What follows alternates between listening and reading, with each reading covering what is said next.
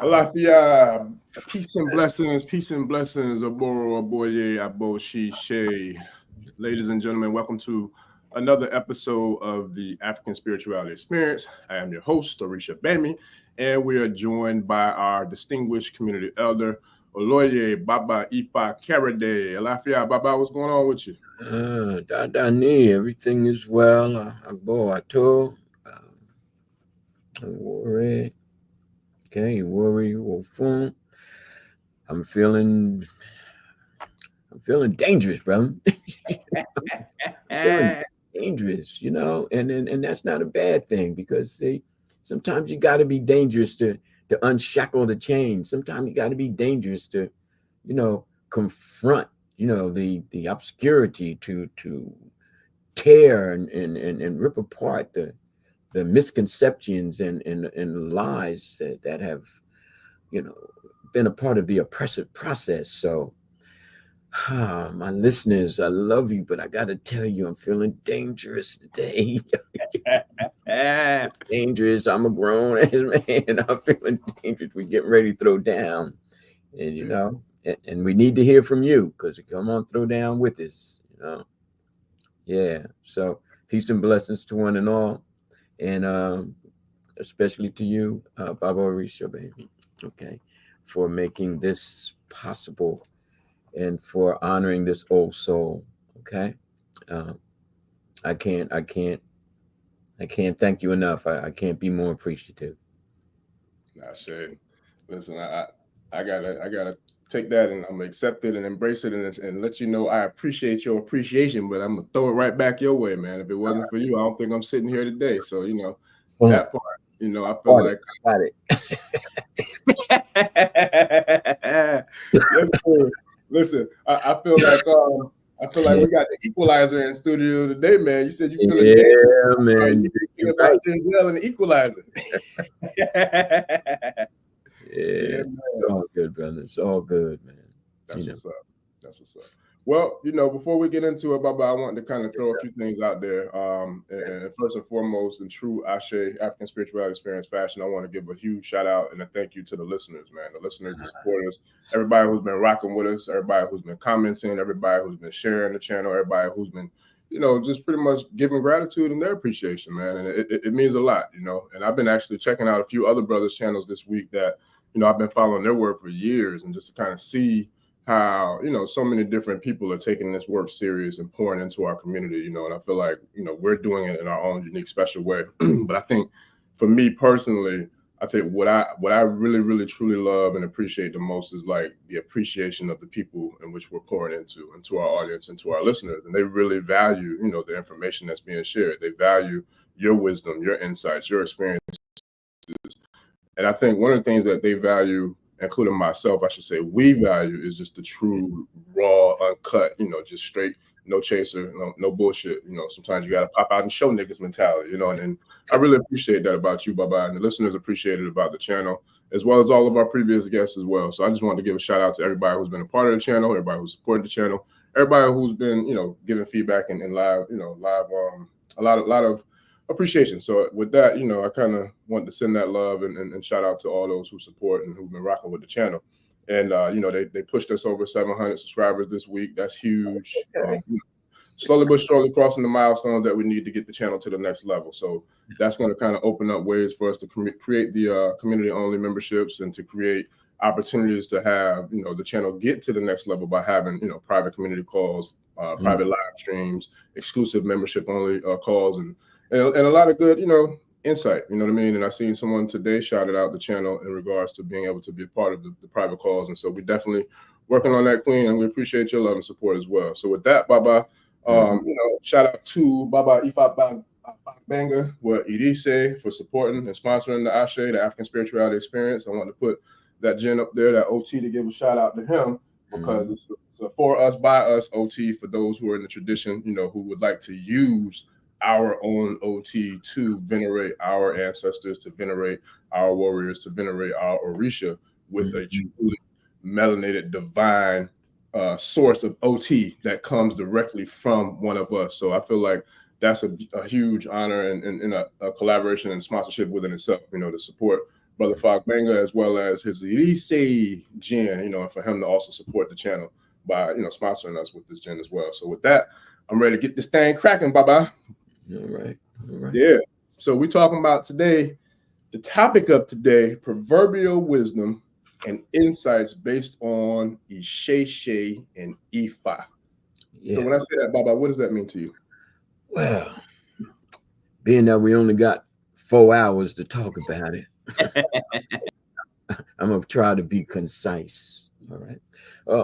I want to ride on the Oya winds that you got stirring up, because it's a powerful statement. And I've been dancing in the rain behind support and behind, and I'll use this term lightly, my people, followers. I'd much rather say supporters. I'd much rather say they in a very, general term. I would dare even say, those who are associates or adherents. You understand? Followers seems to have this submission to it. Oh, I'm a follower. I can remember traveling back and forth across this country, and more often than not, one of the first questions is, how many followers are you looking for? How many followers? How many followers do you have? And questions of that sort. And my response has always been, from day one, I'm not counting. You understand? I'm not here to amass followers. Bring me the leaders. Bring me those who will work in partnership. Bring me those who can be a part and parcel of a co-op, a corporate movement. Okay. Followers come and go. Followers fall by the wayside. Followers will change up on anything that now excites them for this moment. And that's no slight. It's just nature. Okay. We're attracted to certain things at certain times, and when we're no longer attracted to it, we kind of move on.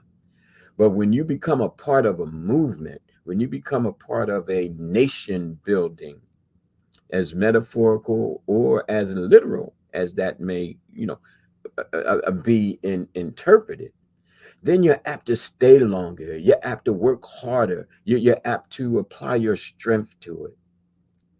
And by the African spirituality experience giving or presenting a means to discuss that and then put it into motion, I think that's the power inside the powerful. The swirling winds is one thing, but that eye of the hurricane, that's where we want to be. That's where we want to be. So I give homage. I need a deep response to this, as we handle our business. And see, that's another area that is so extinguished, just beyond extinguished. It's like you burn the bridge and then you bury the ashes. You know what I mean? It's like it never existed. And no, you can look all you want, but that bridge was never there. And the bridge that I'm speaking of is how we handled our business, how our merchant class became the foundation of the civilizations that we built, the empires that we built. Okay, this is nothing hypothetical. I'm not talking make believe or I wish it was that way, or I'm trying to romanticize. Okay, we had businesses, we had trade. We had ways of accounting. And that's been lost, or dare I say, the bridge has been burnt and the ashes have been buried, and we're left to rely on factors of dependency. Okay, if I can't fit into that other cultural world, then I'm not truly successful. If I can't navigate, my internal ancestral being around the necessity to feel as though I've accomplished something, I'll make a deal with the devil, as they say. I will sell my soul. You know, and we're attempting to not do that. Okay, we are sincerely attempting to not do that, and I know that there's tens of thousands of you out there, if not millions, who would like to be a part of seeing a concrete establishment grow out of Ishe and Ifa. Okay, so I just want to give homage to you, Orisha Gbemi, and to all of our listeners who kind of, you know, not only think that way, but are actually making it that way. Ashe. Okay, Yeah. and that's very important. What do you think? I think it's phenomenal, and I give thanks and mudupwe to you. I appreciate you. And, as you were saying that, all I could think about is Pac, the rose that grew from concrete, because you think about all the things that we've been through as a people, all the things that we've been through as a culture, all the things that we've been through, as melanated beings, especially those of us in the diaspora and those in us, particularly in the United States of America, this corporation, I had the Queen Mother, Cynthia L, on here, I think like 2 episodes ago. She was saying how we are prisoners of war, and then I saw what you shared in the Karade Nation earlier online in regards to, the how they would farm and breed us, in slavery, in terms of how they would take the bucks and the studs of the flock and kind of make them go around to the different villages and different plantations to breed, with a lot of different women that were also prisoners of war. But I've looked at it like you can't. How do you stop a storm? You can't. What you're saying about Oya, and there's a lot of Oya energy in the air right now. Especially here where I'm at. So it's like you don't stop a storm. We watch, we sit, we are embracing the power. We're embracing the destruction. We're embracing the force, the hurricane force winds, the hurricane force tornadoes, the hurricane force rising of the tide of the ocean. Like we're seeing all this in real time. I'm seeing it in real divine time, being in, the area of the world where this is happening. And in the process of me seeing this, I'm driving down the streets after Milton, and I'm seeing big, massive trees snap like little toothpicks. I mean, I'm seeing trees uprooted, knocked over like they're little toys, and it's like, to see this, it's like, wow, just to think of the power of the nature of the planet, of our mothers, you know what I mean? And it's like, I don't want to be on the other end of that power, and I feel like where we're at right now, we're riding the tailwind of the storm. It's fueling us as if like fuel in a car. It's fueling the fire that burns within for us to continue to do this work, to not only uplift and empower, but to liberate the minds, the spirits, and the souls of our people. So with that's how I feel about it, Baba. All right, man. All right. You see, this is where, being in accord, being harmonious, again, a term that's taken to be a little bit dispowering. Okay, because the notion is, we got to be aggressive. It's a dog eat dog world, and and especially you who are oppressed, we're going to breed you to be vicious. We're going to breed you to not have concern. We're going to talk about single mothers, but we're not going to talk about how we bred that into your cultural bearing. Okay. No, and no, we don't show it in the movies, and no, we don't, show it in the history books that you send your children to. Okay, but this is what I woke up with as I went to sleep. Okay, and woke up again. You mentioned time, perfect statement.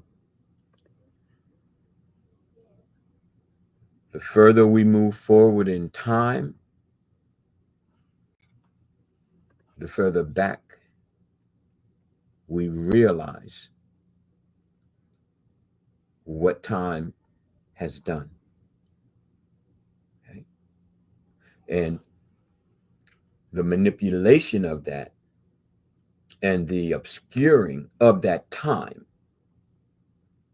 is what our forward progress has to be about. We have to unmask the mask of time and all of its implications and all of what has been laid down for us to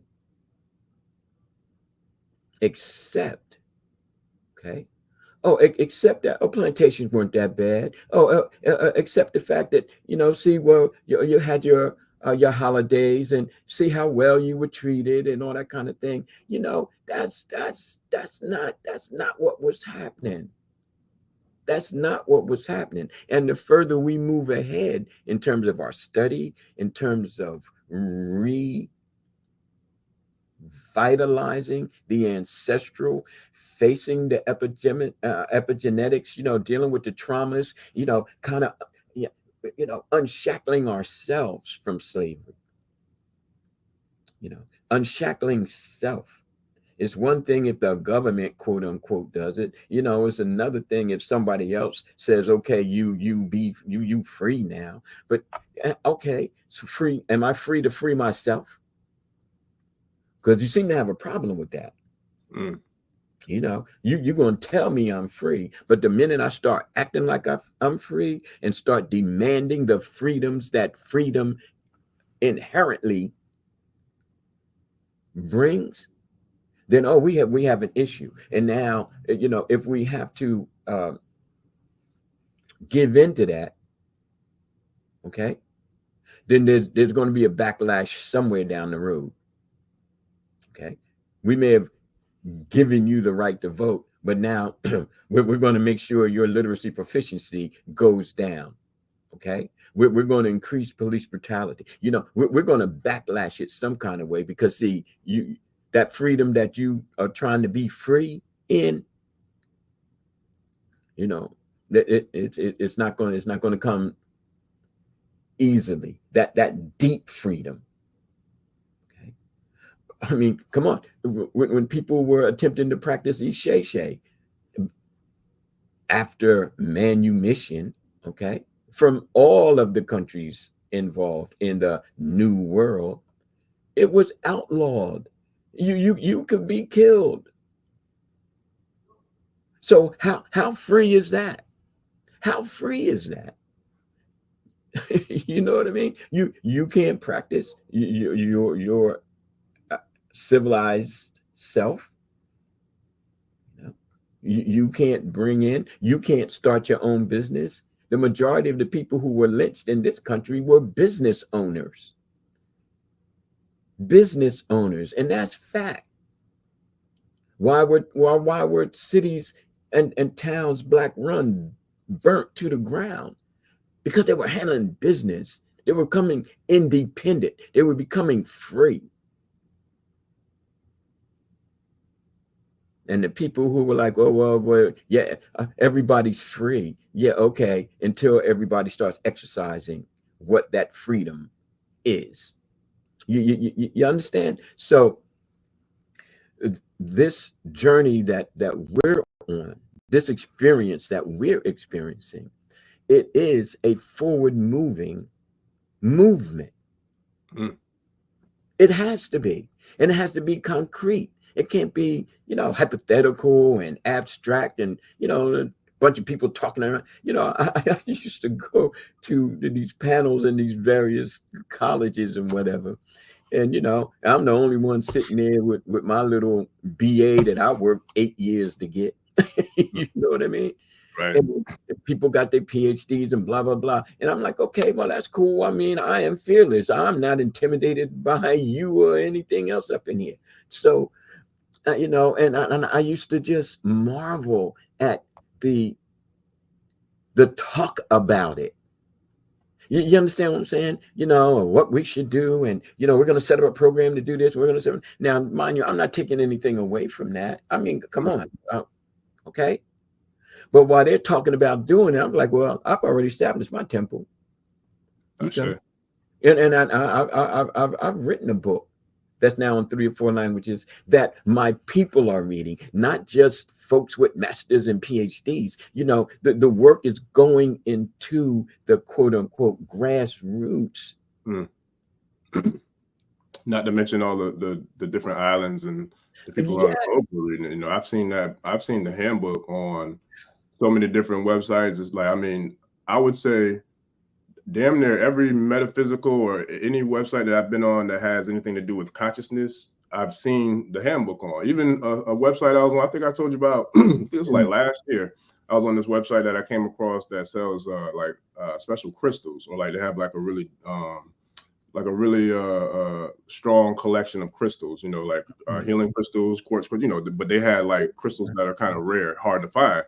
And I was on that website, man, and they had the handbook on it. I'm like, yo, I think I might have sent you a screenshot or something about it, because I wasn't expecting to see it on that website. Now, they did have, you know, metaphysical books. They had new age kind of stuff.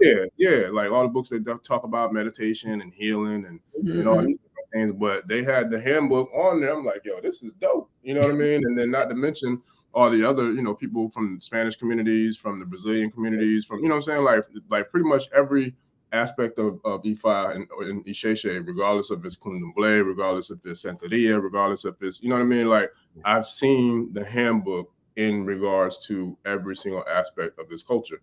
And so you're talking about an international classic, man. And then, like I said, I really started out by saying, without you, I don't know if I'm sitting here. I don't believe I'm sitting here having this conversation and being able to talk this kind of talk in dialogue with the practice of IFA and Ishe if it wasn't for the handbook. You know, I told you I got it in all 3 formats, the ebook, the paperback, and the audiobook. I probably listen to the audiobook. I can't even tell you how many times, because with my schedule, I don't have the time to read like I would like to, but I can listen. You know, I make time to listen and still learn while I'm doing other things. And the handbook has been extremely instrumental in regards to my process, you know, and my path in this journey. So you definitely have done your fair share and then some of contribution to the Ishe culture.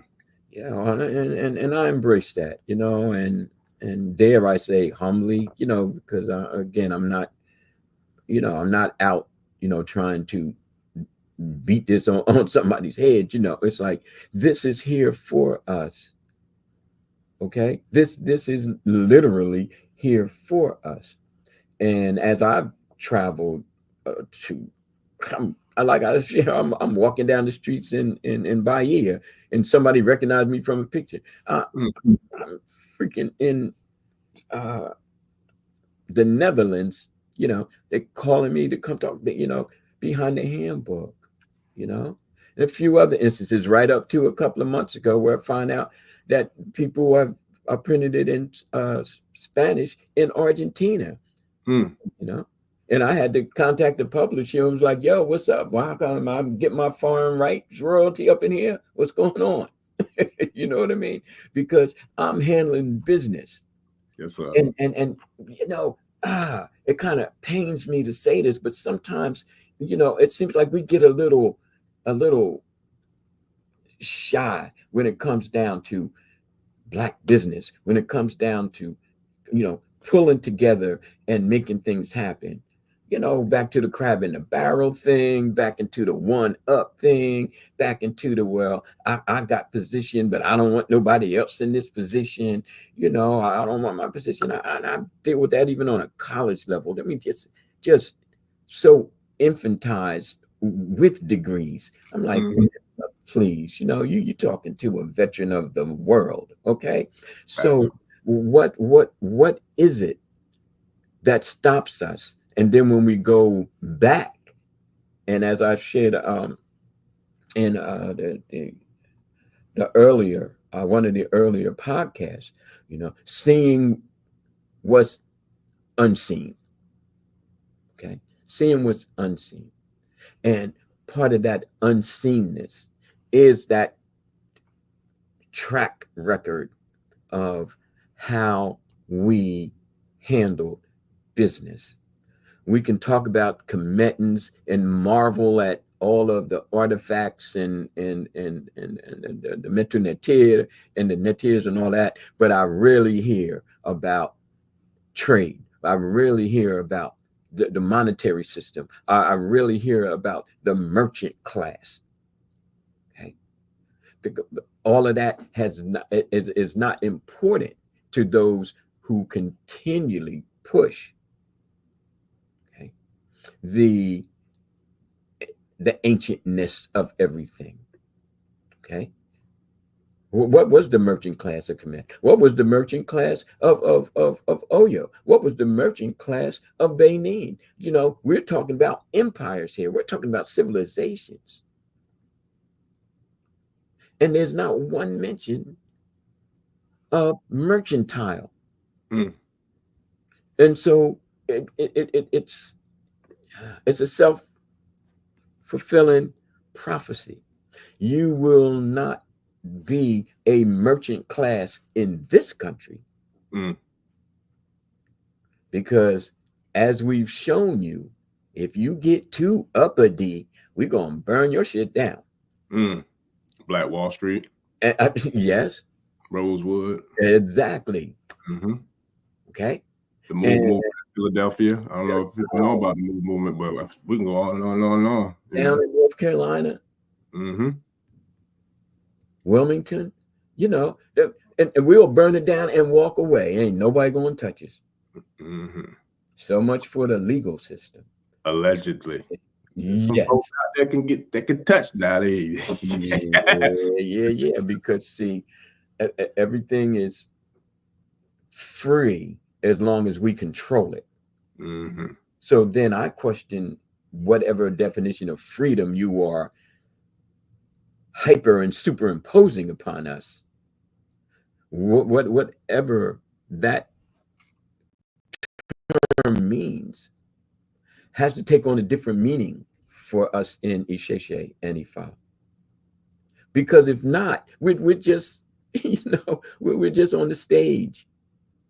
Okay, we're just on the stage, and not saying that's a bad place to be, and not saying it's not a tier. But the further we go back in terms of, well, we're going to call on our ancestors. Well, what if the ancestors say, you got to get together and support Ishe and Ifa? You got to get together and get the books, the children books by Orisha Gbemi, the handbooks and everything by IFA Karade. You got to get the books. You got to put it into motion. You got to be transformed by it. Okay, if that's what your ancestors want you to do, to learn, to study, to grow, to evolve, to ascend, then why aren't you doing it?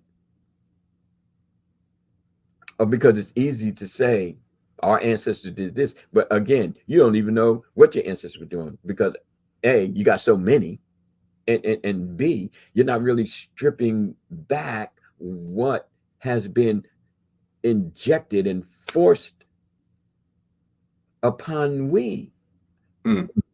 Baba, speaking of that, Yes. I want to jump in. When you talk about like what's been forced upon us or what's being shown to us, I've had, working with some clients and some people in the community this week. I had a pretty interesting experience with the Ibori, and at the end of the Ibori, the Ori cleansing, the client said that they had a vision of a snail, and in that, matter of fact, I got a couple of them right here, kind of handy.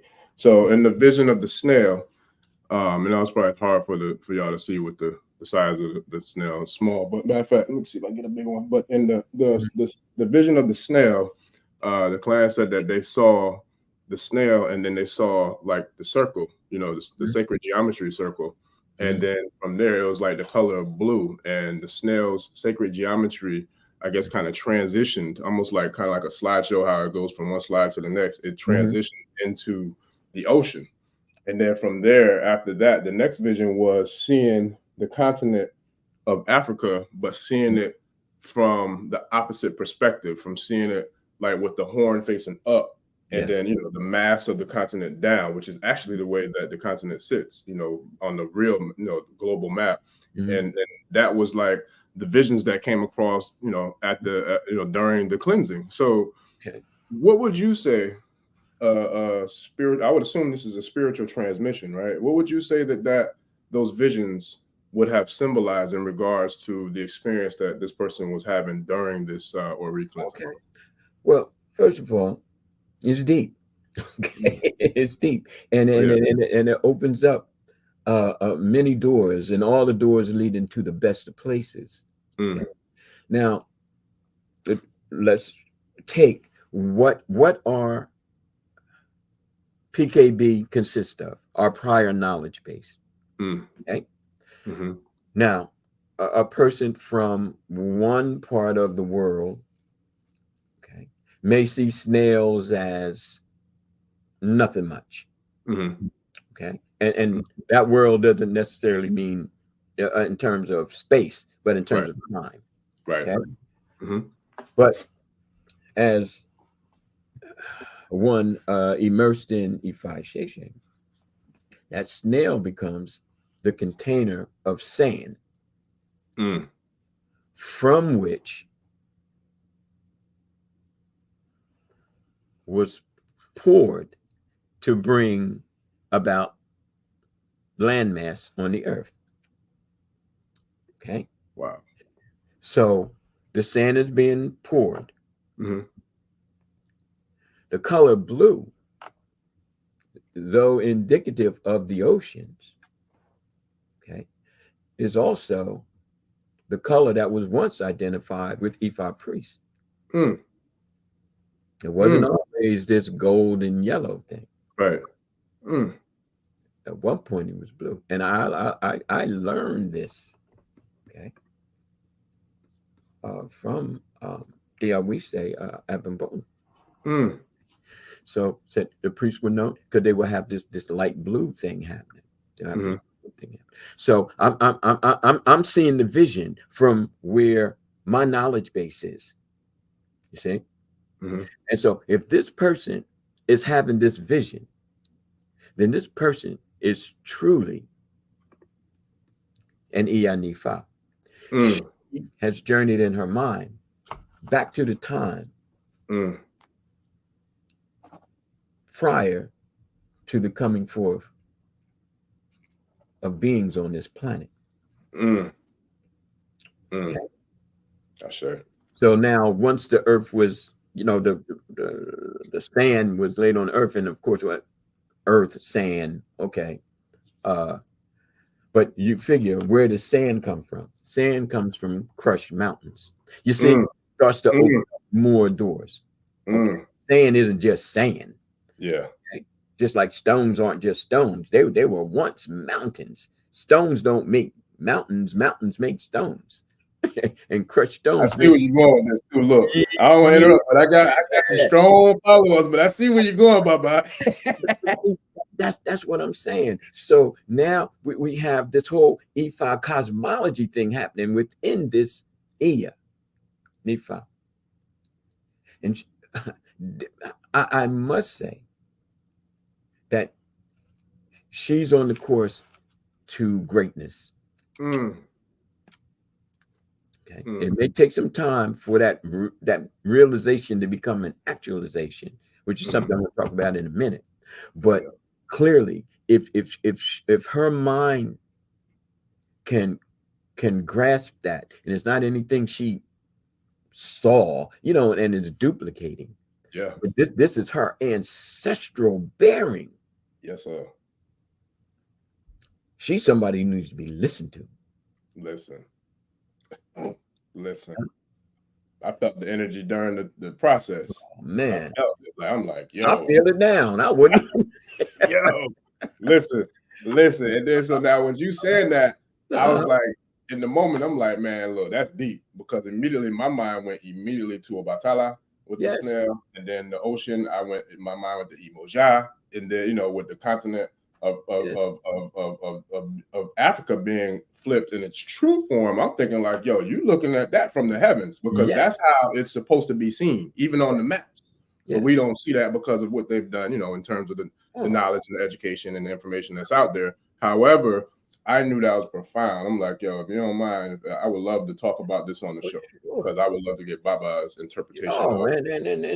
And that's deeply appreciated. Now, when you merge our two insights together, and then break it down to the common denominator, which is why you'll have 5 Babalaos, and it's not because they all sitting around listening to one, or you'll have a council and everyone lends their voice based on their insights.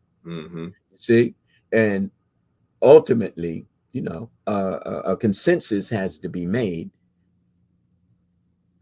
But that's how we grow. That's how we work. We're not in this or the other. We're into the and. We can't talk about we and then just dismiss everybody else other than ourselves. Now that doesn't mean we have to submit ourselves to abuse or being condescending, or being condescending or abusive.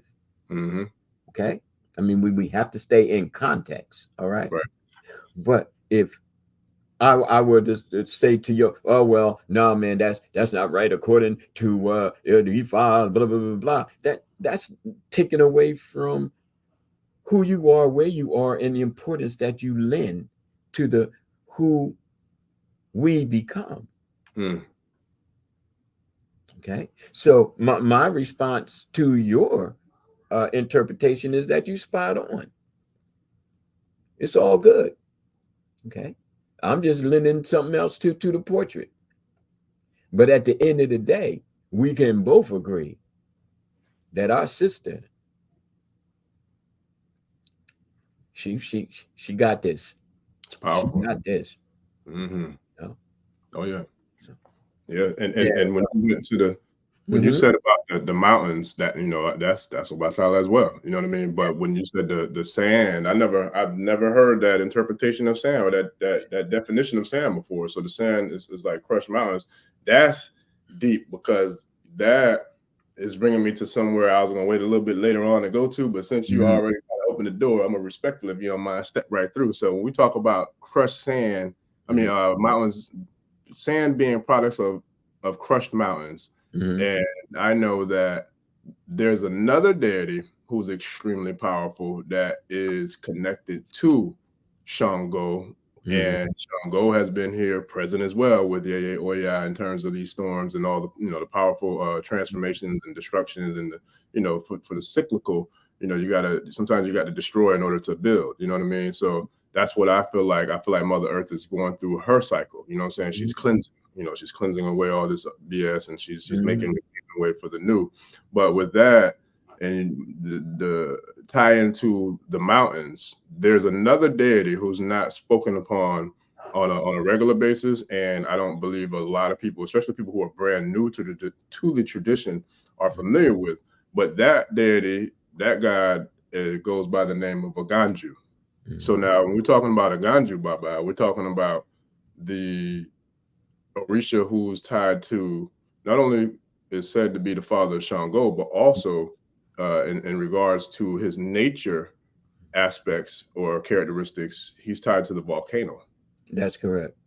Okay. So can you share a little bit with us about? Yeah, well, just a little bit, because see, people got to sign up for the classes, man. And can't give away the cow, bro. Okay. I got you. But just put a layman's term. I'm in. Well, when we talk about Aganju, the volcanoes, and we have to think about what is a volcano and how does it come about, and the importance of that core of the earth, and the importance of the upheaval that will bring a mountain out and up from the ocean. Mm. We have to take into consideration. You see, when we talk about the Orisha being of the nature of, and when we talk about Natirs being of the nature of, Mm. it's important that we take into consideration our ancestral interpretation Mm. to say that, okay, so here we have knowledge of this mountain that spews out this tremendous amount of heat, that spews out this fluid that we call lava, you know, and what's happening beneath the earth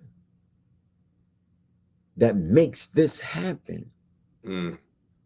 and what force of nature that we now attribute, we give name to, because various cultures have various names for the same thing. Oh yeah. Okay, so from the Ishe point of view, we have Aganju. So now it's like, it's not only the volcano, but it's also the metals. It's also the strength. It's also the power that it takes to break through and come up from. Mm. Okay. And then spew. And my people might say, oh, well, oh, that lava is dangerous and all that. But that lava lays down fertility. Mm. Wherever that lava has been, becomes fertile soil. That's it. You see? So when we talk about Aganyu, we talk about the importance of metals from the earth. Okay. We talk about the deliverance of something so powerful as a mountain that surfaces through the ocean, okay, and reaches up into the sky, and then spews this okay. And I might say, well, that spewing is not only a detoxification, okay, it's also a spreading of knowledge. It's also a spreading of that which again brings about the fertility of mind, the fertility of being, the fertility of essence. That's it. And then when we talk about, Orisha who aren't as known, and then we boil that down to the seven major Orisha kind of thing. We have to understand that the seven major Orisha were survival tactics. We had to take the strongest of from the most of us and say, okay, we're going to have to push everything together because we're being killed off, we're being decimated, and our elders are like the first to go because with no use on in the labor camps and the breeding farms. Okay, so we as the younger have to come up with a way to keep at least the most known and not necessarily the most powerful, but the ones that are more accessible, the ones that we had some knowledge of, and squeeze them all together under this system of syncretism with Catholicism.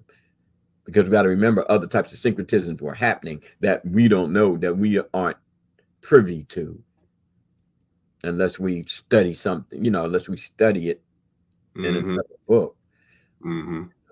So yeah, so it goes back to the force of, and then how we interpret it, and then how that interpretation leads to our actualization and our transformation as we call upon these Orisha, these divinities, not because we want to dress up like them and dance like them. There are groups who do that. There are actors and actresses. There are dancers and drummers. But there are also people who are scholars, who are sages, who are, the teachers, who are the merchants. And they're not doing a lot of that. But that's all we're shown, and so that's all we've come to believe. Not sure. And again, the further we move ahead in time, the more clearly we must see the past. Okay. I stated before, being, still in the container of enslavement. It's like that's as far back as we can go. Right. Okay. Well, I think sometimes we get confined with the concept of time as well, Baba, because, based upon this thing called time, really time is an illusion for one thing. And then on top of that, with us who being in the culture and in the tradition and in the path that we're in, we see in divination that time really is not linear. Time is like, it really is. All three aspects of time are all happening simultaneously. You have the past, present, and the future all happen simultaneously. It's all in how we're interpreting this time. You know what I mean? So it's like, I was talking to somebody the other day and they were talking about a dream that they had. And then like how if they had a dream about someone who I think it was an ancestor, someone who transitioned, right? But they had a dream about him. They were like, what do you consider that to be? Do you consider that to be that I was visiting them in the real world, or were they visiting me in this illusional world? I'm like, actually, it was both. Because if you think about it, depending on how your perception or your knowledge, or how do you call it, prior-based knowledge, or PBK, is going to be determined upon how you view that, how you see that. Because for me personally, I would say if it was me, I was visiting my ancestor in the real world, because this is the illusional world, because this world is confined to this thing we call time. Like it's a limit to it. You know what I mean? As far as in this vessel, in this skin suit that we're wearing, right? So therefore, if I'm visiting my ancestor in the ancestral realm and I'm talking to them, I'm just like I'm communicating with you, then I went to the real world to see my ancestor. And they were popping up with me in the real world, because this is the temporary world where, we here with these temporary suits. But when you're talking about spirit, you're talking about traveling, you're talking about energy. Energy is infinite. There's no limit to our energy or our ability to travel to different dimensions, to travel to different times. So speaking of which, I'm going to share a story. This must have happened, I don't remember, maybe 2 or 3 months ago. And I believe this is the first time that, or the only time I can remember happening, where I was actually in 2 dimensions and consciously in 2 dimensions simultaneously at the same time. And that's because what happened is I remember being in this place, and I can't recall where the place was. I don't know where the place was. Hell, I don't even know if I was on the planet Earth, but I know I was in a place that, to me, it did feel spiritual. It felt like some sort of sanctuary or some sort of spiritual location. And I remember having to use the bathroom. And so I'm there with other people, in this facility or wherever I was. And I remember asking someone, excuse me, could you, show me where the restroom is? And so I literally get up and I'm going to use the restroom. I go use the restroom, and then I go back, to whatever I was doing. But the next day, my queen was like, yo, do you remember sleepwalking? Do you remember asking me where the bathroom was? And I'm like, yo, I said, yeah, I do. I said, but the way I saw it, I wasn't talking to you. Like, I was talking to somebody else. I said, because I remember saying that, but I don't remember saying anything to you. Like, I remember I had a very vivid dream that it was a lucid dream. I'm talking about, this dream was so real. It was like, yo.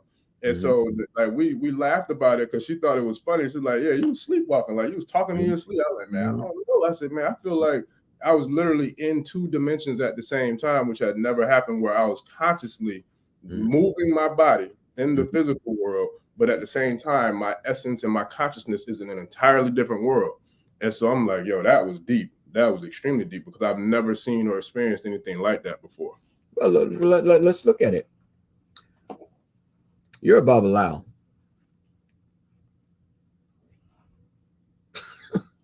Okay.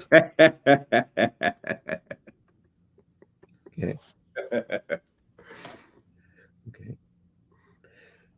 By not just initiation. Okay. The potential, you were born with it, Selected ancestors were born with it, selected in respect to having this ability, having this capacity to step beyond three-dimensional worlds and into the fourth dimension and into the fifth dimension and other dimensions beyond. Now, it may take other folks, to scientifically validate it, but this was our science. Okay, just like 1,000 years from now, what scientists are doing will be seen as something else. Okay, but the capacity as a being, I won't even just say a human being. Whales have it, elephants have, you know what I mean? To be beyond the flesh and into the astral, into the inner dimensions, which brings us to the outer dimensions. Okay. There are those of us who have a natural capacity to do so. There are those of us who have a natural capacity to run fast. There are those who have a natural capacity, to be intellectual. You know what I mean? Play the piano. Yeah. I mean? Some people are natural, skilled cookers and, you mediums. Like this person is a natural. But back in the day when we were free, more so, persons like yourself, myself, countless others who are listening to us, countless others who are just out there, we would have been swooped up at 6, 7, 8 years old and said, you know what, there's something about this one.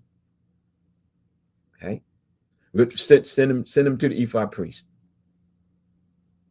Okay, so he can be trained, so he can come to understand the deepness of his capabilities based on his unknowing of his or her abilities.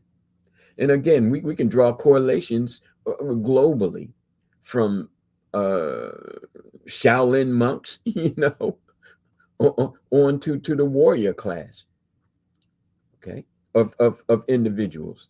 Okay, well, this young buck here, man, you put a couple of gloves on his hand, he go out and he's just knocking his peers out left and right. We're going to train him to be a professional boxer because he shows ability and capacity. Now, what starts to happen once we are initiated, and especially, at our ages of 30, 40, 50 years old, is that which has been suppressed because of the oppressiveness that we are shackled and tied to.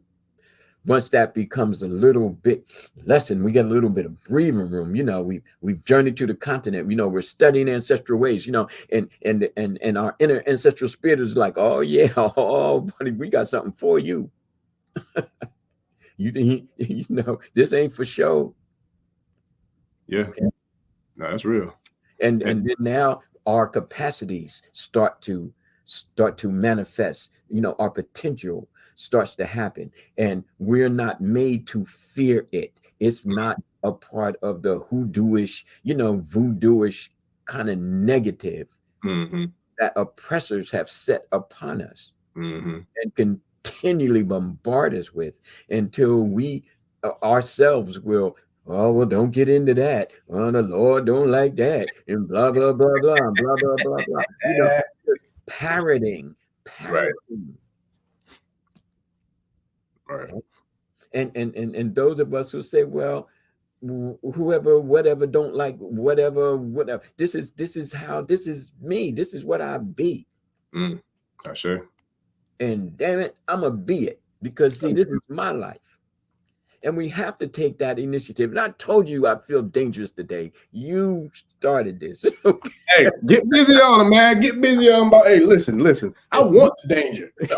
Hey, look, I feel like Top Gun. Highway to the danger zone. Let's get it.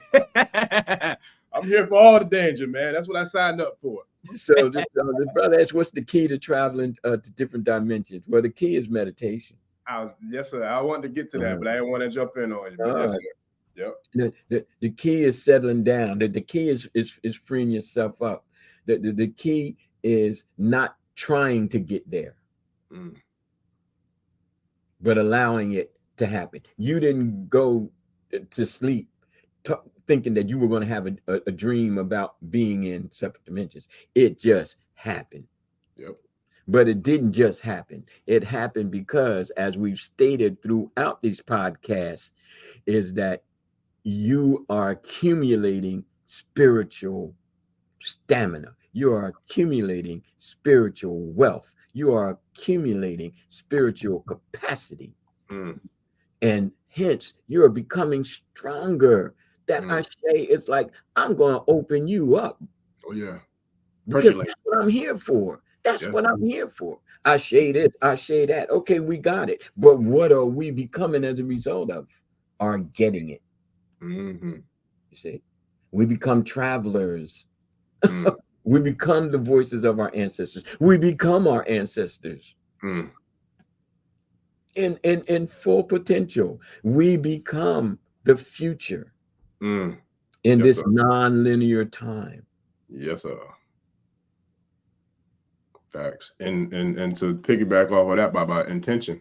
You know, I feel like shout out to Baba Soyinka out of Atlanta, and also Baba Starridge Miraculi, who I'll be chopping it up with. He'll be coming to the platform sometime in the near future. But those two brothers were very instrumental in me getting back on track with my meditations. And when I tell you, like, I've been really elevating since I got back on track, because it's like, admit I'm guilty of the fact of like working so much and so hard, like not really giving myself the opportunity to pour into myself. You know what I mean? It's like, you can't be your best self if you ain't doing the best for yourself. You know what I mean? So I can't pour into anything else all the way if I ain't giving myself the right, time to pour into self. So, just, and then on top of that, every time I talk to you, you either playing the drums, or you out in nature, or doing Tai Chi, or, you know what I mean? You getting it in some way, shape, form, or fashion, writing a book, like, so all that inspires me. It motivates me to go harder, and bigger and harder than I already, feel like I was. But getting tapped back into source and getting back consistent with my meditations has really taken things to a whole nother level. I'm talking about my dreams. I've been lucid almost every night. Even like my energy, everything is like, it's elevating, it's rising. It's like I can feel things, see things, sense things on elevated levels. And it's like, everything is just like really like going like up at a rapid rate. You know what I mean? It's powerful, and the more that I feel like I pour in and tap into the universal prime creator, into source, into the element of, the universe and the ethers, the more I feel the same thing, kind of the reciprocity of the universe pouring into me and pouring into, the opportunities and the expansion of consciousness and the elevation of the wisdom and the knowledge and the understanding, overstanding, understanding, etc. It's all happening at a masterful rate of speed. And I'm just like, yo, this is dope, like for real. So to answer that question too, like I feel like consistency, with the meditation and the pouring in and making it a point to spend time with self, Yes. Very, very important, my brother. Very important, And again, here we go. Back on the train to nowhere. It's raggedy and rickety and gets derailed every 4 miles. We are not shown this. We are not seeing this. How many elays have you been in that put focus on this? How many discussions of how many podcasts? Okay, we're so stuck on what we've been reduced to.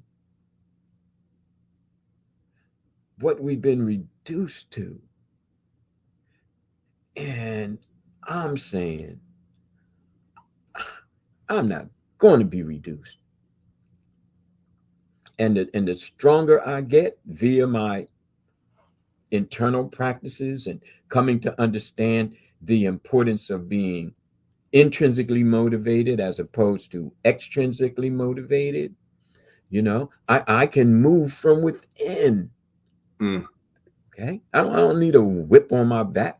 You know, I don't need anybody threatening me or feeling like, you know, oh, if I don't get it right, you know, blah, blah, blah. But see, these are conditioned responses. They aren't responses to any given being. Mm. You know, when I back in Temple of the Mystic Path days, you know, it was like, you know, why does that elephant stay chained to that stake in the ground? Yes, please It's share that story, Baba. That's a powerful story. it's- yes, powerful. Okay, because it's been conditioned, it's been raised, it's been rewarded for not being free. It's being fed and taken care of and petted and all that kind of mental torturing, sugar coated to be concern and love. No, at the end of the day, you know, you're crushing me. Oh well, we loved our slaves, and our slaves were fine. Nobody like, what? And you just go ask them. And what fool gonna be stupid enough to talk about, yo, a master is he's rotten to the core, and then 2 days later they find his body chopped up some daggone where. Shout out to Matt Turner. You know what I mean? It's like, well, yeah, he cool. You know what I mean? Yeah. I'm gonna live to fight another day. Yeah. Okay. So yeah, you know, so many things have to be taken into consideration. But the major point is that the power of the individual, the power of the who we were, are, will be right here, right now, Ishe. okay, is untouched. We like that elephant. All we got to do is blink and that we pull that chain up and we're going to tear this place down, okay? Because you try to stop a herd of elephants, you're going to have to come strong. Better be careful because we got them on deck too. And there's more where that's coming from. Oh yeah, buddy. Oh, the elephant is so wise, and the elephant so peaceful. The elephant Obatala. Oh, really? That's why they got the tusk. Mm. Okay, that's why they got the size, because you know you want to chain them, and you got the tiger in the cage. Oh, let that tiger have a bad day. Mm. You know, you better bring 2 or 3 whips because you're going to be tearing through it. You understand what I'm saying? So this whole thing about breeding in order to, you know, subdue and bring into, you know, the mind that you must be submissive, even if you say you're free, even if other people see you, like with the brother who was the breeder. You know, I was so angry, and I came across that like 4 o'clock this morning. I was so angered by it. It took me another hour or so to you know, kind of lay my head back down because I got to be ready to step into the ring. You know what I mean? And tag team with my partner here. Okay, so it's like, oh, you know, oh, he was well fed, and he was always checked for diseases and blah blah blah. I'm like, you know, you treat him like a racehorse. You know, and now somebody's supposed to be, you know, congratulating you or applauding you because you taught, you know, him how to be a rapist. I mean, because literally that's what it comes down to. You go in that barn and and they use the term had relationships with. I'm like, what? What? Yeah. You send him into breed and talking about had relationships with. That wasn't no relationship. And you know what's so deep about that too, Baba? For our listeners who are on the stream with us and those who will see the replay later, if you think about it, I don't know how many people do, but I know when you think about, if you look at the movie industry, right, Hollywood, and you think about it, every single year, no more than 2 years, there's a new slave movie that they put out new in theaters, and they call it a different name, but it's doing the same thing. You know what I mean? It's the Jim Crow effect. And it's like, you know, and to quote the great elder Carter G. Woodson, the miseducation of the Negro. You know what I mean? So it's so many different elements that we see that are going on a consistent basis that I think a lot of us were so conditioned and so programmed, we're not even able to detect or pick up on the programming as it's happening in real time. So people ask me to watch certain movies. I'm not watching that shit, man, because if I watch that, I already got a little certain chip on my shoulder. If I get out in traffic and somebody, you know what I'm saying, do something crazy, then you got that, you know, that other energy at play. And I'm like, I got to keep the barbarians, you know, at bay, keep them tucked away, boy. They only can come out as needed because, you know, you watch stuff like that, and then you got those, depending on the type of person you are. But I know the way my energy set up, I can't be watching stuff like that. My mother's Oya. Yeah. I'm done with it, you know, because I know why it's being done, as you so wisely stated. You know, subliminal seduction. It's subliminal seduction. It's mind games. It's mental torture. It is. It's just dressed up to be like, oh, well, this is cool. No, it's not cool. You know, and there's certain terms like you'll hear me say, you know, plantation. I don't even no, labor camps, breeding farms, concentration camps. You know, concentration camps, mass grave sites, you know, on and on and on. Let's face the horror and stop, you know, la-di-dan over it. Okay. And see, this is the concern to me of the priestly. Okay. So what if you can recite, you know, 550 Odu a second? Okay, that's fine. Because, you know, once we get into Dafa, I'm going to start breaking down the different levels of Ifa priests. Not everybody who's an Ifa priest in one sense it's an Ifa priest in another sense.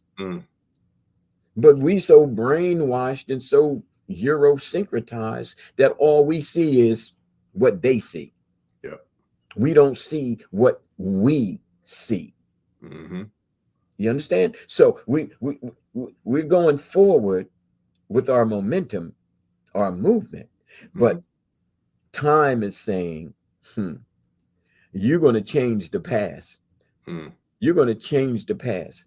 You're going to change how people view the past. And in doing, you're going to change how they navigate through the present and what they become in the future. Ishe. Okay.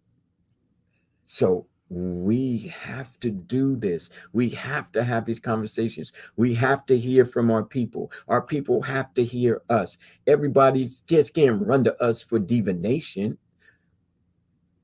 We're coming to you with divination. Because this is divine. This is divination.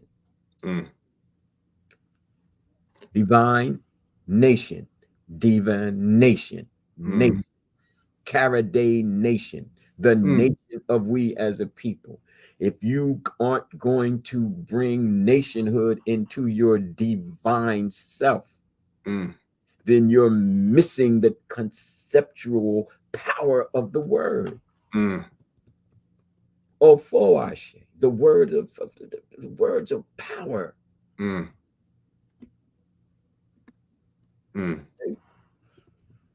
like that. Talk that talk, Baba. Talk that talk. Get dangerous on them. Get loose. Oh man, I've got people down in chokehold and carry on. The referee count 1, 2, pop back up. Talk that talk, man. Go ahead and get loose on them. Yes, sir. So I thought about how to get, you know, messages, you know, somebody put a divine nation. That's me. Look, I'm in class. Look, I got my notebook. I got my pen. I'm sitting. Look, yeah. I'm talking, but I'm learning too. And I'm so moved. Okay? Yes, sir. Like I shared with you, I'm just a drum. There you go. It's my Egun.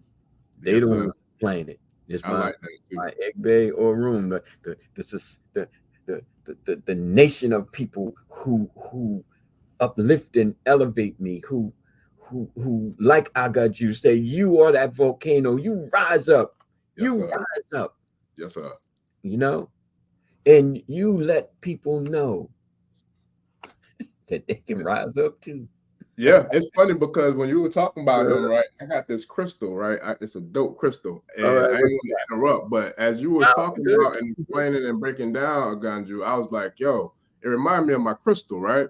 So Okay. I don't know how clear it looks, but this is a dope crystal, man. I bought this crystal, I don't know, about a couple years ago, but I sleep with this crystal, man. I sleep with it like right next to my bed because, you know, it reminds me of the Great Pyramid of Kemet, but it's Okay. dope because you was talking about how the metals come out of, you know what I'm saying, the volcanic, you know what I mean? I was like, yo, listen. See, I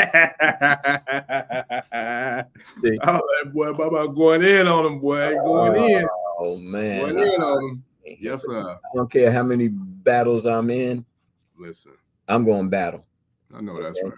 right. I don't care, because see, like we stated before, you know, you can go to an elay all you want, but until you become that elay, and you, wherever you go, you are symbolic of, a rep of, an essence of, a spirit of, an elay. I don't care if you in the gym. I don't care if you out in the park. I don't care if you driving in your car. You know, when you take on that sacredness, everything around you is like, yeah, I see you. Yeah. The thunder speaks to you. The light lets you know that, hey, I got you. Yeah. Okay? That big falcon lands on the tree and watches me, just perks there, checking me out. You know, little shoes run up, talking about, what you doing? You know what I mean? Yes. That elay is you, in all of that which is sacred. You used a very perfect and powerful term, the reciprocity. Because you recognize sacredness, sacredness is going to recognize you. Yes. That, I'm telling you, Baba, it's so profound. Like, I can't tell you, like, you know how many times we've had podcasts and we recorded. It ain't even been just with just you, other guests as well. But we've been on the podcast, not the live stream, but the recordings that we do. Because for the listeners who are on with us today, a lot of the shows y'all are seeing they're not real time. Those were filmed days, weeks, or months, in advance before they're actually uploaded on the channel. But there has been so many different times that when we're recording our shows, Kabiese Sean go out there, boom, boom, boom, boom, boom. You know, you see the lightning flash. And mind you, most of the time we're recording this the evening, so the blinds are closed. So it's like the flash in the boat is so bright, it comes through the blinds. You know, I've had people tell me in real life that they've heard the thunder on the calls while we're recording. So it's like, it's powerful. And that's just within this little confine. Now, in nature, I was out and about this week, late at night doing spiritual work, man. And I'm telling you, I went to the shrine of Ogun, and I promise you, I can't make this up, Baba. I saw a frog in one spot. I saw a doggone, it was like a chameleon in another spot. I saw, what else was it? It was another, I want to say, I don't know if it was an insect or an amphibian, but it was another animal. But then behind that, I couldn't tell if it was a crow or what type of bird it was, but it was a black bird perched up on the fence behind the open. I'm like, yo. And then we saw, I don't know how many different black cats. So I'm just like, boy, spirit ain't out here spiriting, man. Like it was powerful. It was powerful. That's deep, man. So yeah. All right, so I for our listeners out there, and I see somebody say they want to be a bridge. All right, well, come on now. All right, all hands on deck. You know, we need hands to build. Yes, sir. E-ray or whoa, the working of hands, and even in the Benin cosmology, put into the civilization of the Benin civilization, Benin Empire. Remember, we're talking about the Benin Wall. We're talking about the Edo people. We're talking about a great and mighty folk. They have a spiritual carvings or castings, I say, because it's metal, of hands. Okay.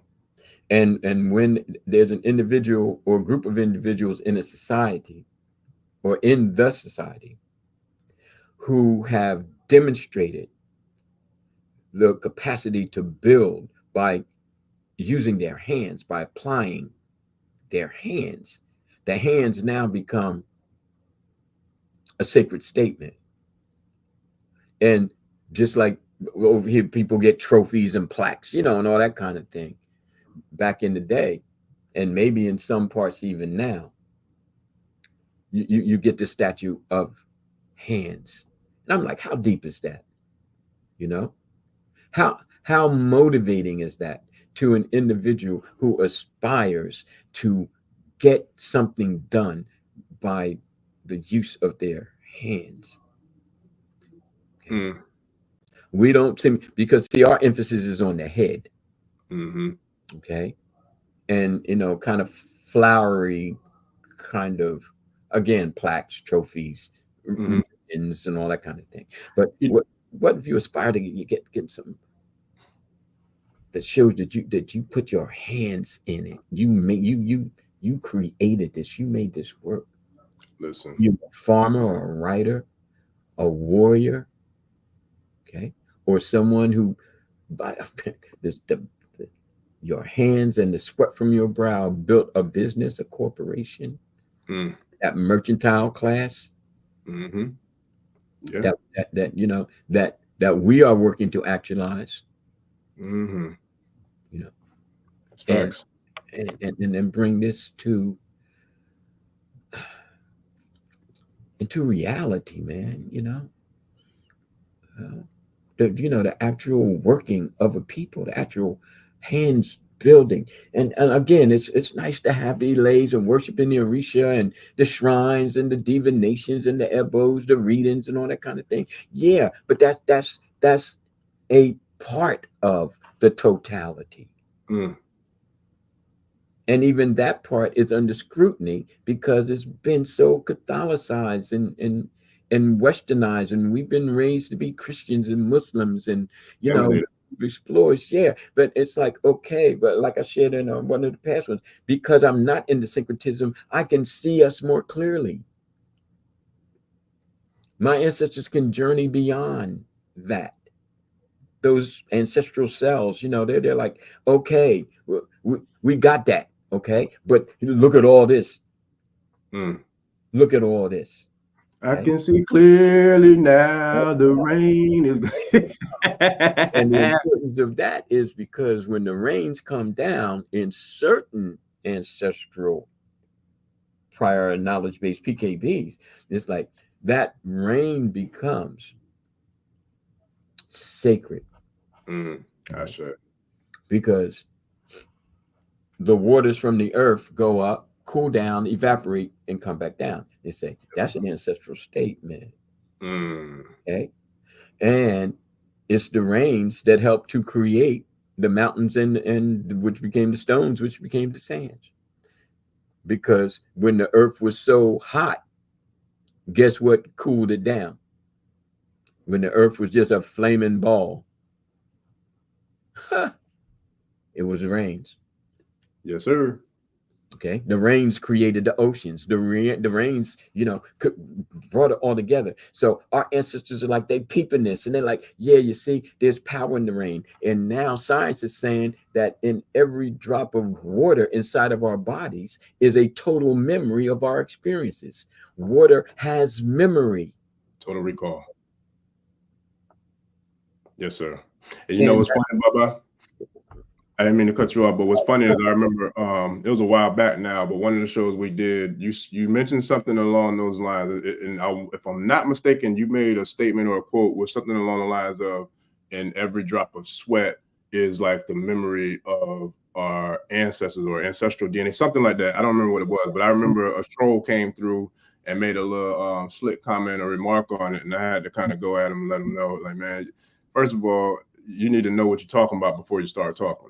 First and foremost. Second of all, there are tons of studies out there that shows and verifies and validates that water or fluid, has not only DNA, but the ability to communicate or listen and vibrate to the communication that's given to it. So if you're going to talk, make sure you know what you're talking about before you talk that talk. Right. Especially the grown folks. Especially the grown folks. Because we're not up here to entertain you, what I mean? And everything I say, and everything I know that you say is not based on conjecture. It's based on what we've studied, what we've come to understand, what we've come to learn, and what we've come to see as we can learn more of. Okay. We can't deny the importance of water, but like you so academically pointed out, is that there are studies that demonstrate the power of water, remembering the power of water, not only taking the shape of, but also the memory of. And then when we tie that into what it gets evaporated and comes back down as rain, it's a constant remembrance. It's a constant remembrance, not just for the need of water, which we are 70+% of Facts. as human beings, but all of creation. Facts. You know, even oxygen itself, because the plankton and everything is in the water. They release the oxygen. The trees release the oxygen. If there's no rain, there's no trees. It's all working together, and they know what they're doing. So whoever this person is who feels as though they got something to say, there was a bum. Yeah. Just go, can't nobody stop you from saying what you need to say. But when you present yourself, be ready for the elders to kind of help you to grow. And if you don't want to grow, then you're in the wrong place, because we're all growing here. Facts. We're all growing here. So, that said, I want to break down for our listeners, okay, 4 or 5 steps that will assist in the process of becoming more insightful with Ishe and Ifa, because again, this has been on my mind. The first step is accumulation. Accumulation of empirical data. That is, we're reading, we're researching. Okay, we're starting to explore cognitively. Okay, the educational value of becoming liberated. Okay, so we can fight for liberation, but if we don't have an educational system, then we'll fight amongst each other, and that liberation will be shortly lived. And we see this on the negative side from countries that have cast off the yoke of colonialism, but because the leaders have been educated in total Western containment, they carry the educational hierarchy kind of syndrome and start to belittle the very people who they fought to liberate. So we want to deal with the accumulation of data, of information that is in line with the ultimate purpose or goal. Okay.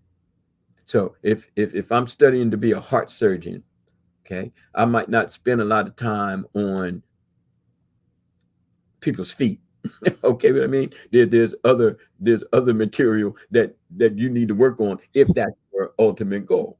So if our ultimate goal is to bring Ishe and Ifa to a greater tier, if you will, within our Ashiwada, within our community is vested, but I'm talking about the entire diaspora. Okay? Like with the handbook. OG say, okay. I just didn't want to affect, the immediate folks. I said people around the world, wherever we are, this is where I need to be. All right. So accumulation. It took 7 years to write that book. Okay, and it took 2 trips to Nigeria and another year to put together OG say. But I had to accumulate the knowledge, know, I had to take time to study and try to bring forth what it is that I'm doing. Mm. Okay. So again, I'm encouraging people to read. Okay. And I'm encouraging you to read my books. All right. I mean, I ain't gonna be shy about it. I'd love for you to read my books. Look, I got a few too. I'm gonna be sharing with the community. Yeah. Here we go. Tag team. Make it happen. I'm looking for star seeds. I'm gonna find that too. Yeah. So I mean, the support is necessary, but see, you're not just supporting via, you know, the product. You're supporting the mindset. You're supporting the reality. You're supporting the world that we're building for our continuation, for the perpetuation of our ancestral realities. By reading, we come to understand that there's an unreality, okay, to what we've been taught in school, in the Abrahamics, you know, there's an unreality there. And I, for one, say I'm just not going to complain about it, because as I shared in a couple of previous podcasts, if you're a Babalawo and you state that there's a problem, oh, you better have a solution. Big facts. Okay. And it might not work. It might be hard to bring it to fruition, but don't sit there whining about, you know, the daggone problem and you don't have an inkling of the solution. Right. Mr. Babalawo, Miss Babalawo. Okay. Come on. Okay. So we have to accumulate, build a library. What's there to be afraid of? You know, I'm still, I got books ordered now. Yours coming through. Yeah. Coach, I just got his water dancer. I've been, you know, reading that on the side. You know, he put out another one, a message. You know, so it's like, okay, I'm not just supporting him. I'm supporting, you know, the deepness of him. Yes. The Tupac book, not just the product, okay, but the philosophy behind it, the thought process behind it. So all I'm asking is that we do the same for our more immediate circle, those who support this channel, those who support the Temple of Mr. Path, those who support the IFA Institute, and those who support the institute that's being built. Yes. With our hands right now between Baba Orisha Gbemi and myself. Okay. Because we're either supporting one thing or the other. Yes. And circulating the black dollar as well, Baba. I said, and circulating the black dollar as well. Yes. You know. Yes. Well, that's what Marcus Garvey was trying to tell us from jump. Ishe. And the statistics are telling us that we are, you know, we messing up. We spend more money by the billions outside of our community than we do circulating it. You know, and this is problematic. Okay, but we have to address it. Don't state that there's a problem and not have a possible solution and a strategy to put that solution into the concrete world. You can't just sit around and talk about it and wait for the Lord to save us and wait for the Orisha to bring some, you know, the Orisha are saying, oh, you looking for a miracle? Here you are. Okay. We're going to assist in the process. There's certain things we're going to ask you to do based on your prior knowledge base, but get busy. Your savior is in the mirror. Ultimately, God is in the mirror. Ultimately, you may have to go through some things to get to that realization, but ultimately, you're gonna wake up and say, "Dang, I got to get busy." Yeah. And if all I can do is support, you know, then let me get up off it and support. Let me become a member. Let me do something besides kind of, you know, turn on the TV kind of energy and attitude. I'm just going to watch. Okay. So first thing is accumulate. Empirical data, research, okay? Novels by, again, Brother Coates and myself and Orisha Gbemi and whoever else you can get your hands on, okay? That put us first, that put our perspectives first, okay? The second step is apply. Now we're going to apply the knowledge. We're going to step into certain situations and experience, but because we have a greater knowledge base, prior knowledge base, now we can interpret, now we can discern, now we can kind of, see what's going on, well, we can read the ingredients, so to speak, and then determine if we want to eat that or not, as opposed to I like that. Yeah. Read the ingredients. I was going to get a product just yesterday. Mm-hmm. Oh, it was advertised real nice on Facebook. It had certain herbs and everything. I was like, yeah, I'll put it in my smoothie. I'm going to be 33 again. So I went to Amazon, and based on my kind of way of doing things, I said, well, everything always look good when they advertising it. Yeah. But let me check and see other ingredients. Man, some stuff in there. I'm like, oh no, hell, no. Okay, I'm not down with the sucralose and the maltodextrin and the artificial colors and flavor and all that kind of stuff. So I'm like, why do you have all these powerful herbs, but you feel as though you got to fill it with the garbage? It makes you wonder who actually is creating it. What's your intention? Yeah. Well, if you because if you went with the good, then if you know enough about the good to create it with the good, then why the need to contaminate it with the bad? And I'm gonna use hip hop as the perfect example of that. We have a masterful, art form that has been contaminated with what I call genocide culture. So these same demons and devils that set up the system that we live in have infiltrated the culture of hip hop and created this genocide music, this genocide culture. So when I talk to my sons and I talk to youth, in the high schools or elementary schools or middle schools, whatever, I always bring that up. Like, don't let the influence of what looks cool, sounds cool, feels cool, infiltrate what is actually cool. You are the cool.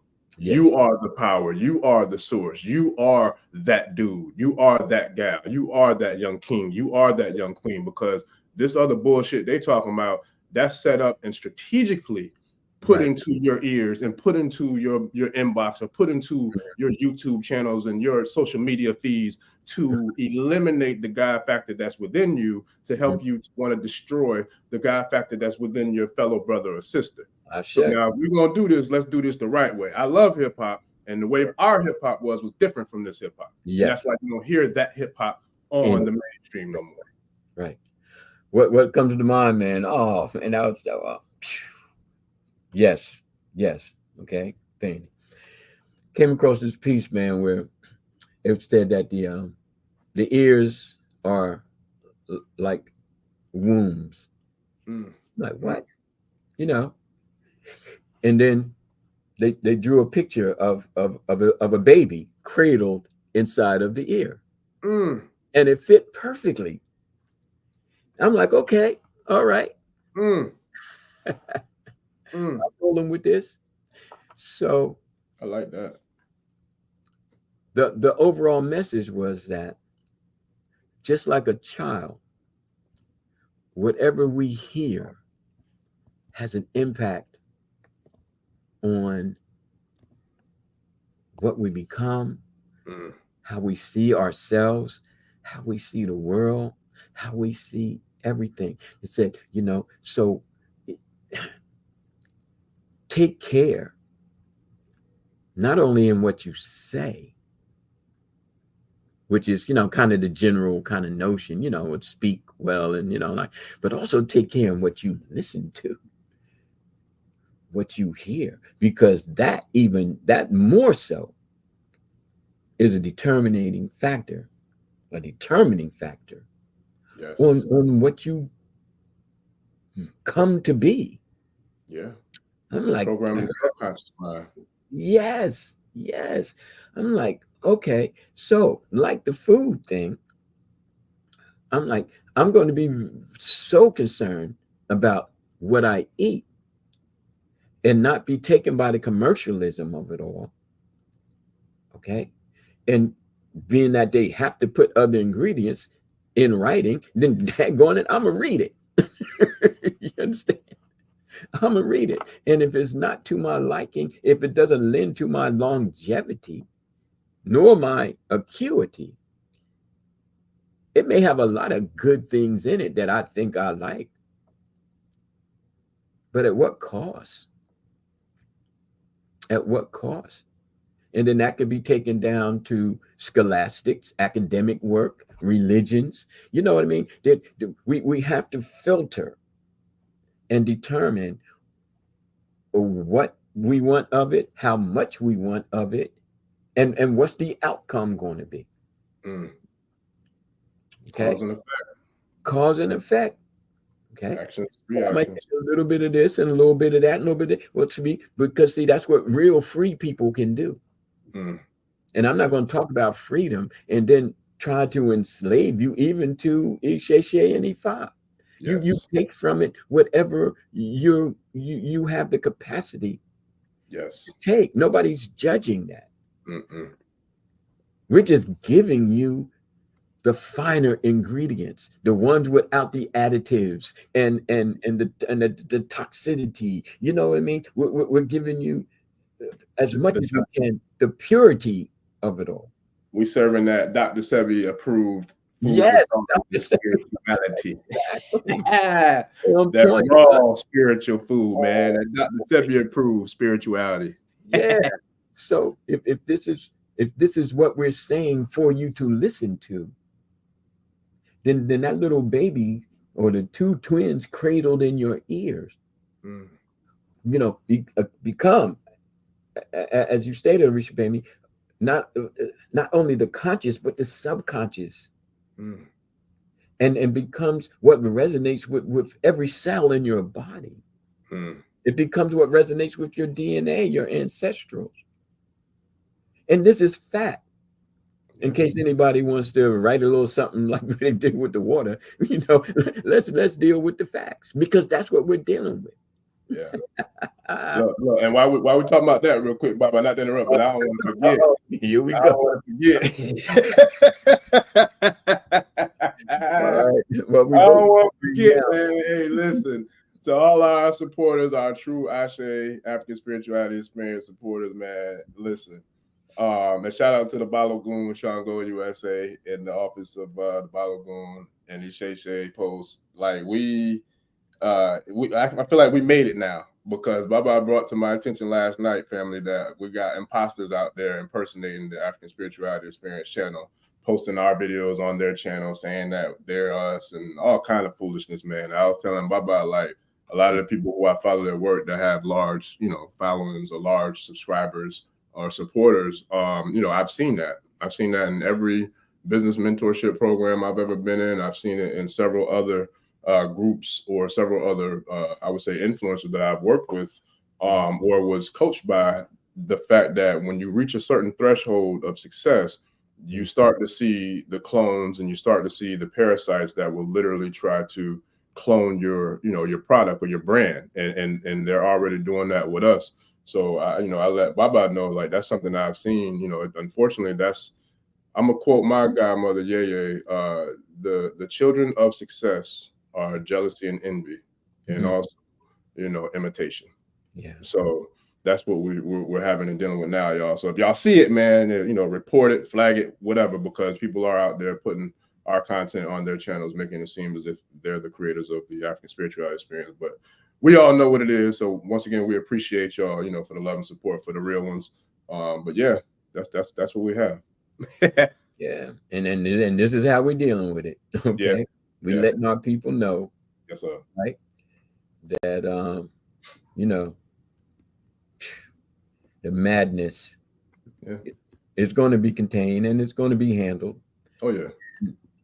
And that's that. You know what I mean? And we'd like to thank all of you imposters and and haters, you know, I mean, seriously, Yeah. bam, okay? Because all you're doing is making us tighten up, you know, and Wow.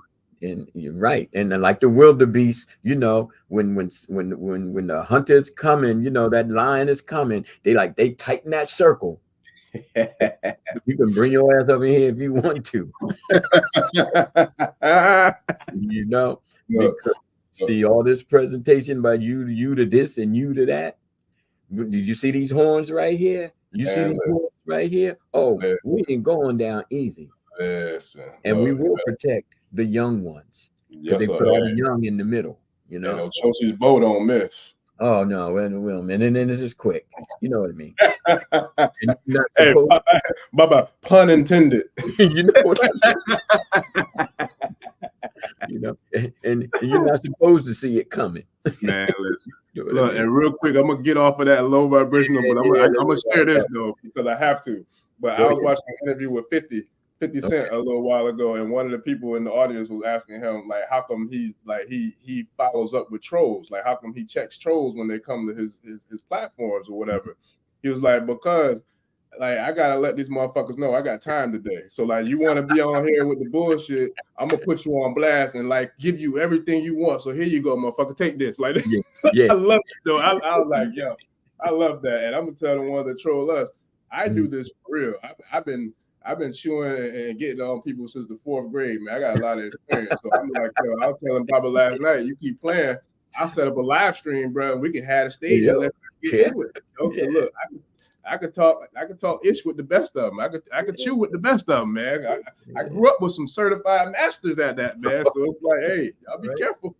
Right. You want to bring it. Yeah. But those they're not real. They're not real. Oh man, they ain't worth too much of the time. Surfing the internet, looking to get people riled up. But like I said, Well, you know, false sense of false flags and all that. and you know, whatever the term is that make them feel as though, you know, they got it like that. You know, self-delusional. Yeah. So we're going from accumulating to applying, and now applying is more of your experience and your anecdotal. Okay, what's your story? What are you lending?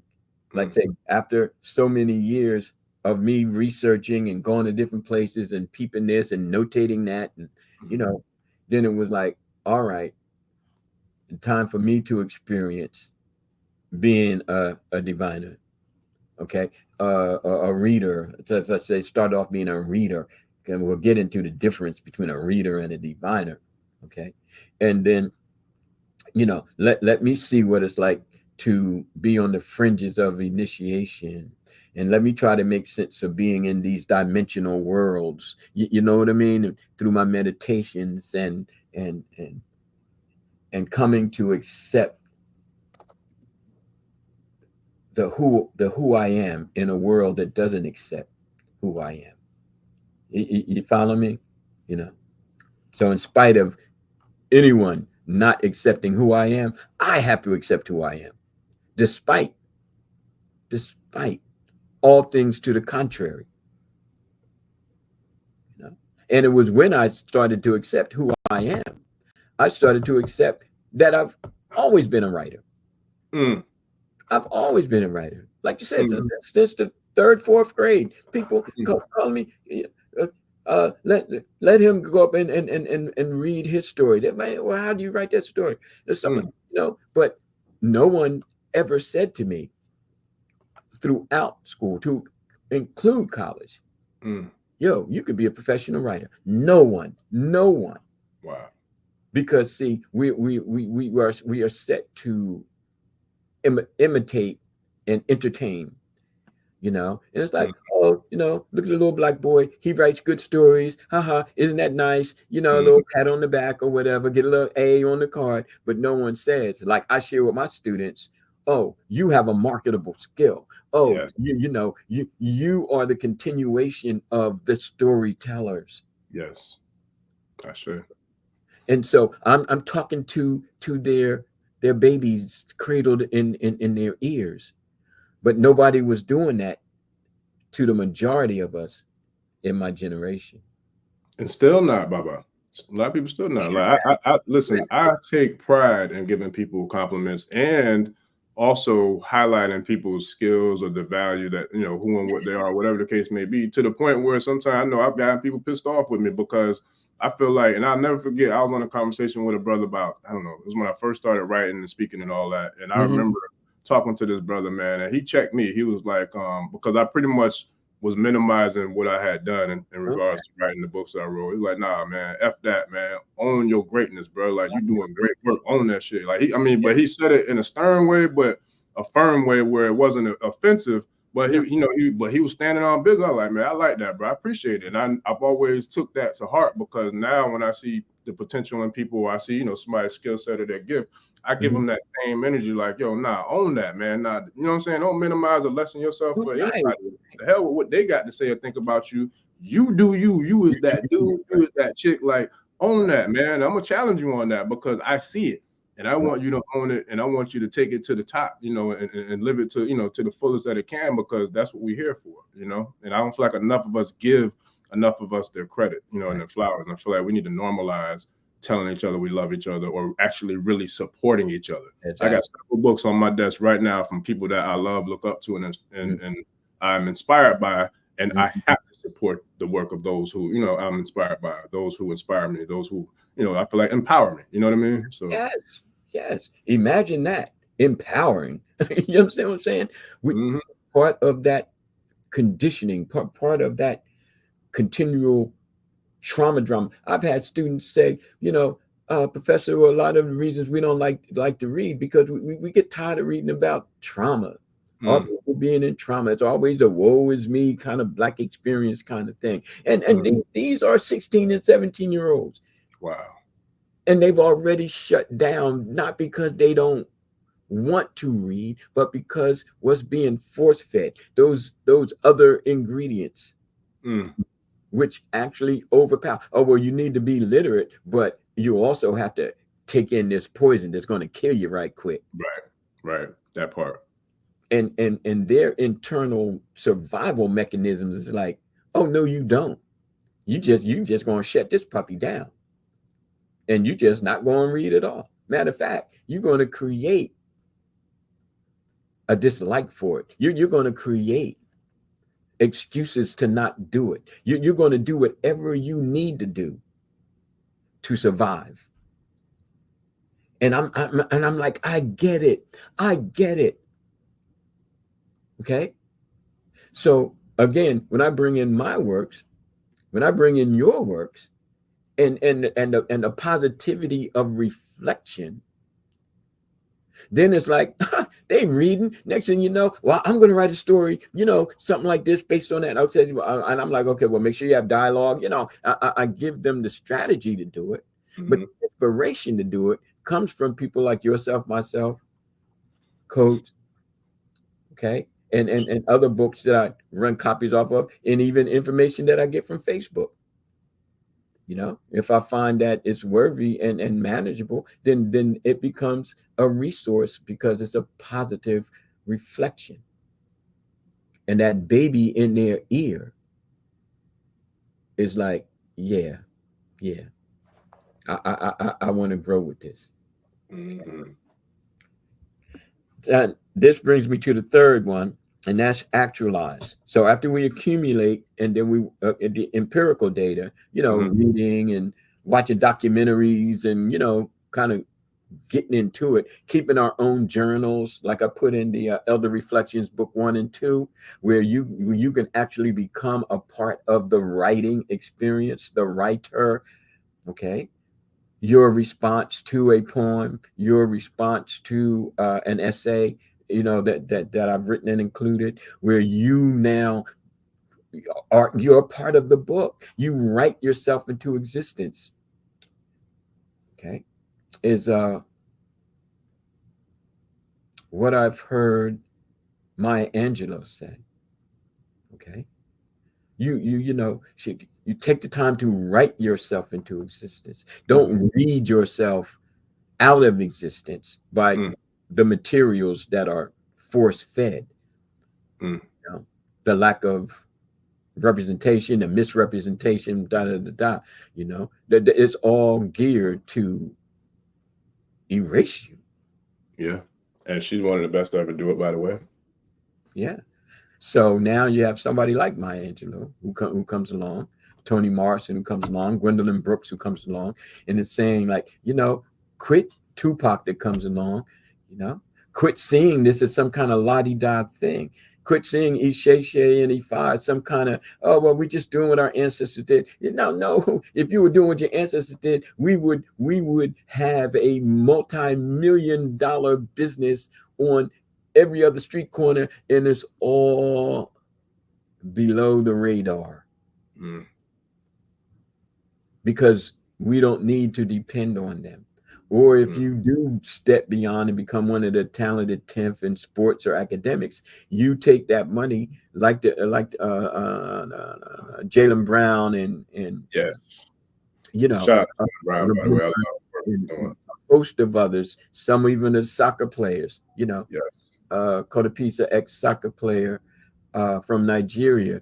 Now that he's retired, he opened up a school. He's using soccer to help motivate the kids, to see themselves. Okay.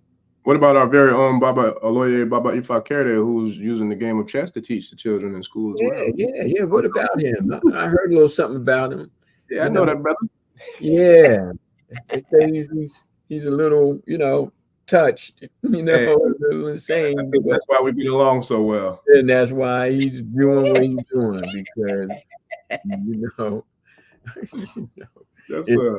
it's the insanity, that makes one sane. Because people will look at, oh, well, you into that stuff, you must be crazy, but they shaking tambourines and jumping up and down about the, what I mean? And so it's all relative. At the end of the day, we're either all sane or we're all insane. Shout out to Kanye. They label him crazy, but he's one of the craziest geniuses I've ever seen. Talk to me now. All right. So yeah, we start to utilize our genius in ways that the slave owner has less and less control over, and we start to sharpen our abilities and capacities in order to chisel on the wall of our existence like our ancestors did. Our existence. Okay. You might can tear that piece of paper up, but you're gonna have to do a little bit harder to blast these walls down. And there's so many of them and they thick. All right. So after we actualize, the last part, at least for this section, is then we disseminate. We spread the word. Okay. Yes, that's number 4. Okay. Okay. We accumulate, we apply, we actualize. We did get actualized, right? Yes, sir. Yeah, I got all 3 out so far. Yeah, actualize. We put into self-being, it's like, okay, I got initiated, or okay, somebody told me that I could be a chief, or somebody gave me a chieftaincy title. I think it's a little foolhardy, and I'll put that in quotation mark because it's only my humble opinion, to then take that title or to take that initiation and then act like I'm all the way there. There's no settling in process going on. There's no reflection going on. There's no interaction, because a lot of us don't have mentors. Okay, so get initiated in, like, I got initiated in Edgy Book. But before I went, I had like 14 years in. You see? Because I started in 86. I didn't get initiated until 91. Even though I was pushed to be initiated at various points along the journey, but I didn't feel as though I had enough accumulated, okay, and I had no application. But this is where the Palo or Bakongo experience became very helpful. And that's the latest book that I'm currently working on. Okay. How that experience provided a foundation, if you will, and helped me to see the ATRs, the African traditional religions, as more viable.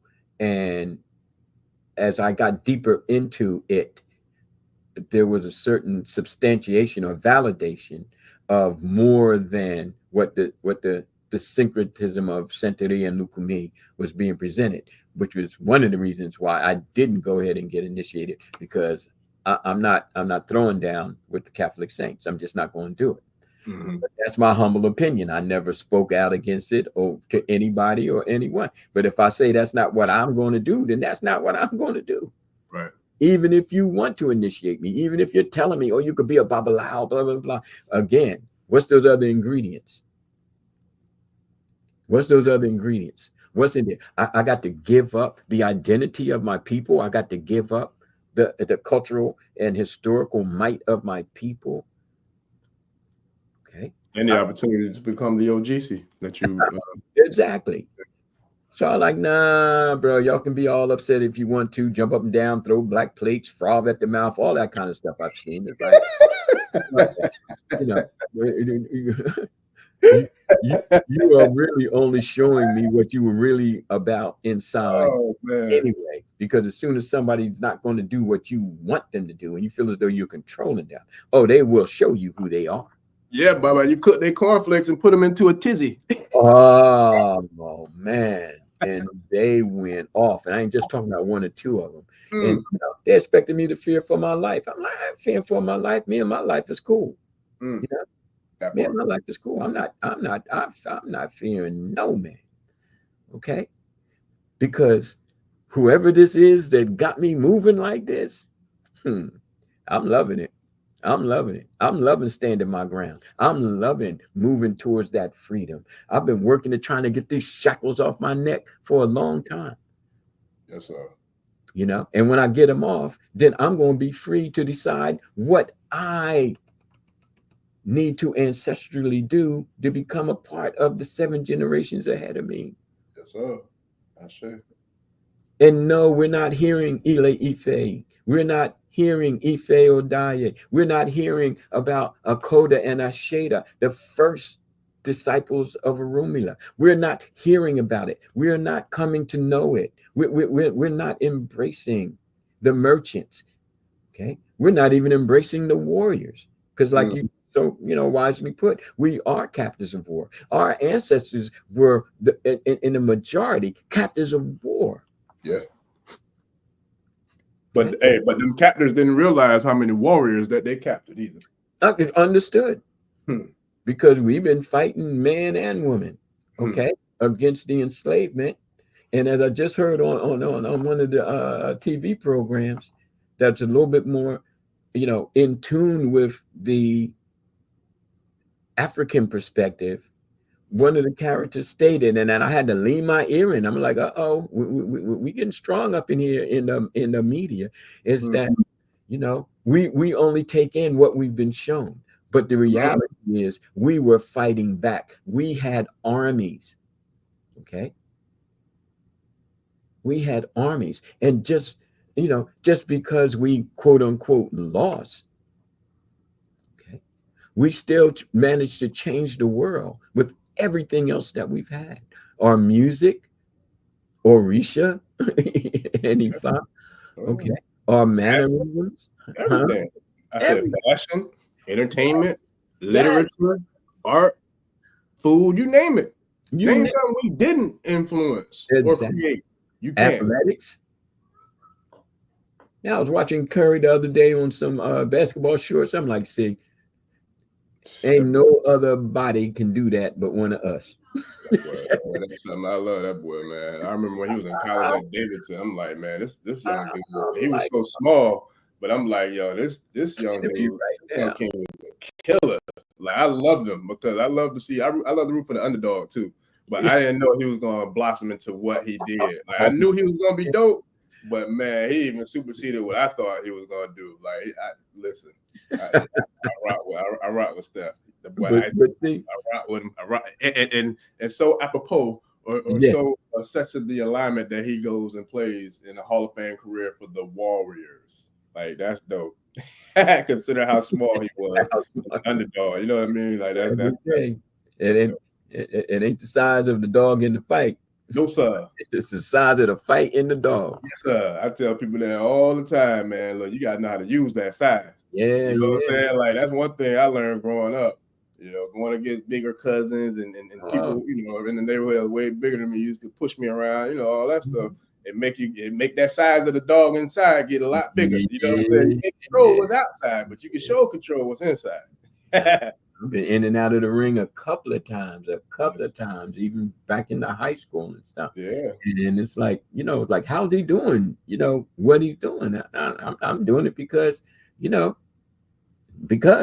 I mean, it's what I do. You gotta survive by any means necessary. Yeah, and it's like, you know, all things in, you know, in balance and perspective.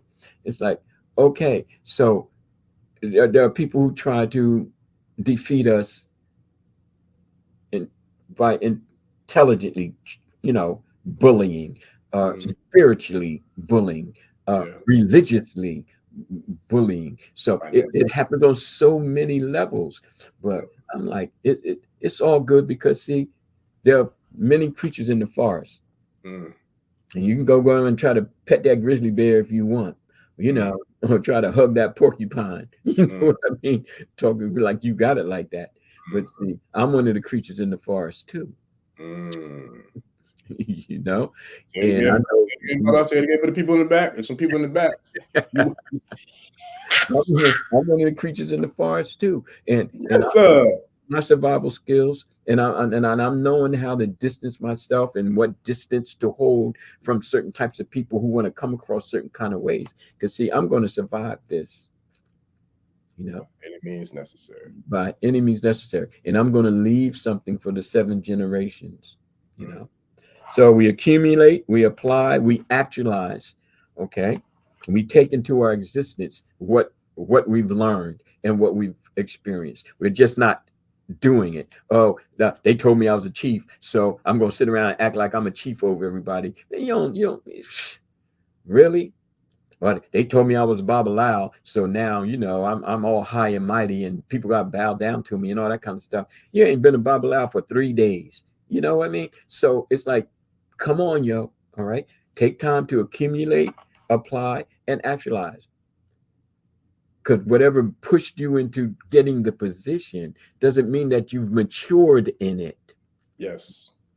And even if you are somewhat matured in it, like I was, I still made 1, 2, 3, 4, 5, 6, 7, 8, 9, 10, 100 mistakes and was going down roads that had no ending, but needed to end. You know? Sir. And I'm like, let me, what? Where you going? And speaking on that, man, I feel like it goes back to what we were talking about last night, is humility. I don't remember what we were talking about, but we were speaking about something. And I just recall, you know, saying about how, you know, I've never had an issue with asking a question or asking for help. You know what I mean? Right. Nobody knows everything. You know what I'm saying? I don't care who you are, how smart you are, or whatever. Like, you don't know everything. Like, you're not everything. You don't have, you know what I'm saying? So it's like, I feel like those types that you're speaking about, they haven't been humbled. Like they're very, I feel like, egotistical, or they're drawn upon the status, arrogance, status, you know, all that stuff. And it's like, that stuff rubs me the wrong way. It bothers me. Actually, it cooks my cornflakes and puts me into a tizzy. And I can't be around it, because then we're going to bump heads. And I don't want to bump heads. You know what I'm saying?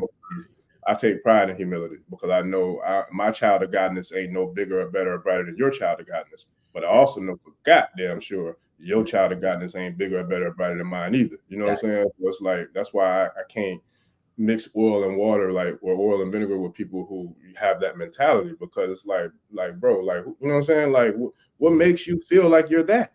Yeah. If you got a belly button, you ain't perfect. That's what my daddy told me. So it's like, last I checked, if you breathing, you should have one, unless you're a clone. or alien. And maybe you are in a certain kind of way. Right. You know, you've been bred to feel as though when you get a little something, because you're so powerless everywhere else, you know, you over compensate. You overcompensate. Yep. You get a little power in a little position, and it's like all of a sudden Yes, you just blown up because you have no power anywhere else except in a position that, you know, you probably paid some money for. And that's all across life too. It ain't even just Ifa Ishe. That's I see that every area of life where I see people like that. Yeah. But what we're not going to do is we're not going to dance around that fire. You know what I mean? And then of course, and so now when you disseminate, you work at teaching, instructing, okay, and kind of really gauging if you're making a positive impact. You know, because you know to disseminate is to be seminal, you know, and that's to, you know, to bring forth the potential of the egg, okay, the potential of people's purpose, the potential of people's inherent abilities and capacities. You see, so if we can just follow those 4 stages, regardless of how long we've been, because after a while they all start to, you know, coagulate together. So they all start to coagulate together. Yes. Okay. So there are periods of time when I'm just studying. You know, I got 4 or 5 books, man. I need to be piecing together, you know, coming up with. I take the information, like what we can say about, you know, crossing the dimensions. One of the characters in Souls of Mer, okay, the detective, he goes through this whole symbolism thing. He sleepwalks, and not you understand. So, you know, when you talk about that, it's like, because I have the prior knowledge base, and I can say, well, see, that's real. But I take it into literature not because it's fiction, but because it's an interpretation that's put into a fictional setting. Yes. You see? That's how Stump Seeds was born, Baba. Like, that's literally how this book was born. From shout out to Professor Kaba Kabane, who was on, I think, last month. He's a masterful teacher. You know, y'all got a lot in common in regards to the way you can make, you know, very highly advanced topics or subjects, but you can teach it in a way that is very easily consumable. And so I remember just like watching his work years ago, man, and he spoke about the Dogon tribe. And he was talking about Sirius, and it was profound. It resonated so deep within me that I'll never forget one night that whole book came to me as a download. Like, literally, I wrote it all in one setting. I'm like, yo, you know, because it was just like, that goes back to what you're talking about being interdimensional. So I feel like in hindsight, now I didn't see this then when I wrote it, but in hindsight, I feel like that was a Dogon, you know, experience. I felt like the Dogon or some of the intelligence from Sirius downloaded into my crown of my head and literally gave me like that story to sit and write in one sitting. And then, you know what I'm saying? And then to now for it to come to fruition, you know, it's a beautiful thing. And I put that with just being obedience, and to answer, I don't know if it was a sister or brother's question about dimensional travel. It's also about just sitting with self and listening. Listening to that small, still voice that we all have, that we all hear, that's within us. And letting yourself be carried away. Yes. You know, quit fighting it. You know what I mean? If like I said, I didn't write the books. The books write me. That part. That's real. Over it. And it's like, are you kidding me? I was looking through Global Perspectives. And I'm saying, this has to be the most powerful book that I've ever written. You know what I mean? And I haven't even got into shoot. I don't know if I read half your books yet. I know the ones I've read multiple times, but I still got to get into that one. Souls of Mer, Moye, A Place of Nights. I still got to get into the catalog. I'm like, who wrote this? You know what I mean? And the voice say, "You just a drum, son. You just a drum." you know, Yes, sir. keep yourself tuned up. That's all you got to do. Yeah. Get up, like get on my rowing machine. And I work out before every, podcast. Listen, It's like, I come to listen, work out. I ain't come here to listen, take it easy. I ain't on vacation listen. right now.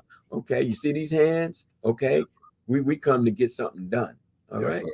I know that's And right. make it happen, look good, feel good, come across like, we win. We ain't Yes. come here to lose. Mm-mm. We ain't come here to lose. And Mm-mm. we ain't come here to over put our attention on people who want us to lose. Mm-mm. You don't deserve that much attention. No. You're not that important, No. Just do the work, man. We just need people to do the work. Full circle back to those who support, those who become members, Yes. those who become inspired enough to be inspirational and get other people to tune into the channel and Yes. and be a part of the dialogue. Yes. Yeah. And with that, too, I'm gonna jump in Yeah. because I know we're getting close on time, but I wanted to also share that, with our listeners who are live and those who will see the replay, that we are going to be adding the tiers to the membership of the African Spirituality Experience channel, through the blessings and the love and support of all of y'all, which I truly appreciate every single one of y'all. Brother John Madison, Ifa Egun Karade, Queen Liquid Waters, forgive me if I pronounce it wrong, but Faku Lade, Karade, Nukosi, MP, like everybody who showed up today, man, we appreciate every single one of y'all and all the love and support. Like real talk, I do, like from the bottom of my heart. I wake up every day looking forward to putting in the work. Me and Baba talk pretty much every day, figuring out different ways that we can get better, and to take it to the next level. So it won't happen without the support of y'all. But because we have that, it inspires us to go harder, just to do what we're doing now, just to share and to chop it up and to build. And so with that, we give thanks because we crossed the 700 plus subscribers, and we did cross the first milestone to open up the memberships, the private memberships on the channel. So we'll be doing that. That'll be coming very soon. And Baba and I are actually working on, finalizing us bringing together the institute that we're going to be working together on as well to really take this thing way deeper and way higher to the next level. So shout out to all my African Spirituality Experience supporters, subscribers, everybody who watches the channel, even those, because I see the statistics, even those who like 50% of them aren't subscribed that watch and tuning in. Shout out to y'all too. If you don't mind, hit the like and click, the subscribe button, because we definitely would love to have you too, as a subscriber. But if you don't, that's cool. Just keep consuming. But we appreciate y'all, like for real. We really do appreciate it. And Baba, I appreciate you and your work ethic and your hustle, man, because you inspire me to hustle harder. We're all reflectors, man. Back to the water. You know what I mean? Yes, sir. I see the me and you, and I see the you and me. Mustafa and Simba. Mustafa and Simba. Oh, that what it is. Yeah, Mustafa and Simba. That's what I'm gonna say. Yes, sir. Whatever you call it, we gonna call it. All right? Hey, and we're gonna get this done, man. And we're gonna, and I don't mind telling the world, I'm gonna show you what I'm made of. And before I'm laid in this ground or burning the daggone whatever, cremated or whatever. I'm gonna let you know that I was here. I'm gonna let you know that I was here. And for 7 generations, they're gonna remember. Oh yeah. They're gonna remember. And if all of us have that same kind of drive and that same kind of you kind of, volcanic kind of push through, then Ifa Ishe it's going to be more than that's something else we do to kind of get it off. You know what I mean? Or to kind of, get through our worshiping and all of that. And again, that's beautiful. Okay. But we were merchants, we were warriors, we were sages, we were high priests and priestesses, of various, esoteric science nature. Okay. We were writers. They got systems, writing systems in West Africa, as well as those of the Meroic, of the Nubians, that they can't even translate. And I'm talking about little scribblings and stuff. I'm talking about complex writing systems. So this whole thing, oh, well, your people wouldn't read and write and all that. Man, get out of here with that. What is it? Let's not forget the highest pinnacle of civilization that we still know of in Kemet, and then you go down to Sudan to Nubia, and we can go across the globe, man, in regards to what we've done. The petroglyphs that's in the mountains, or you know what I mean? Like there's no limit to who and what we are and what we've done, you know. But there just seems to be a limit on how we access it, or accept it, or embrace it, and are transformed by it, or invoke it. Yes, manifest it. But see, that's what the priestly are supposed to be about.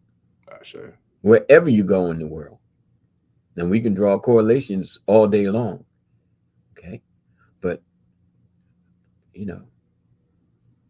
that whole enslavement thing. Yeah. We need to grit our teeth and clench, and weather the storm of that until we reach the eye. And by the grace of Oya, we will re-civilize ourselves. And Ishe. Transformation. Cool. Yeah. Nansa. Yeah. All right, my brother. I told you it would be 4 hours. Hey, listen.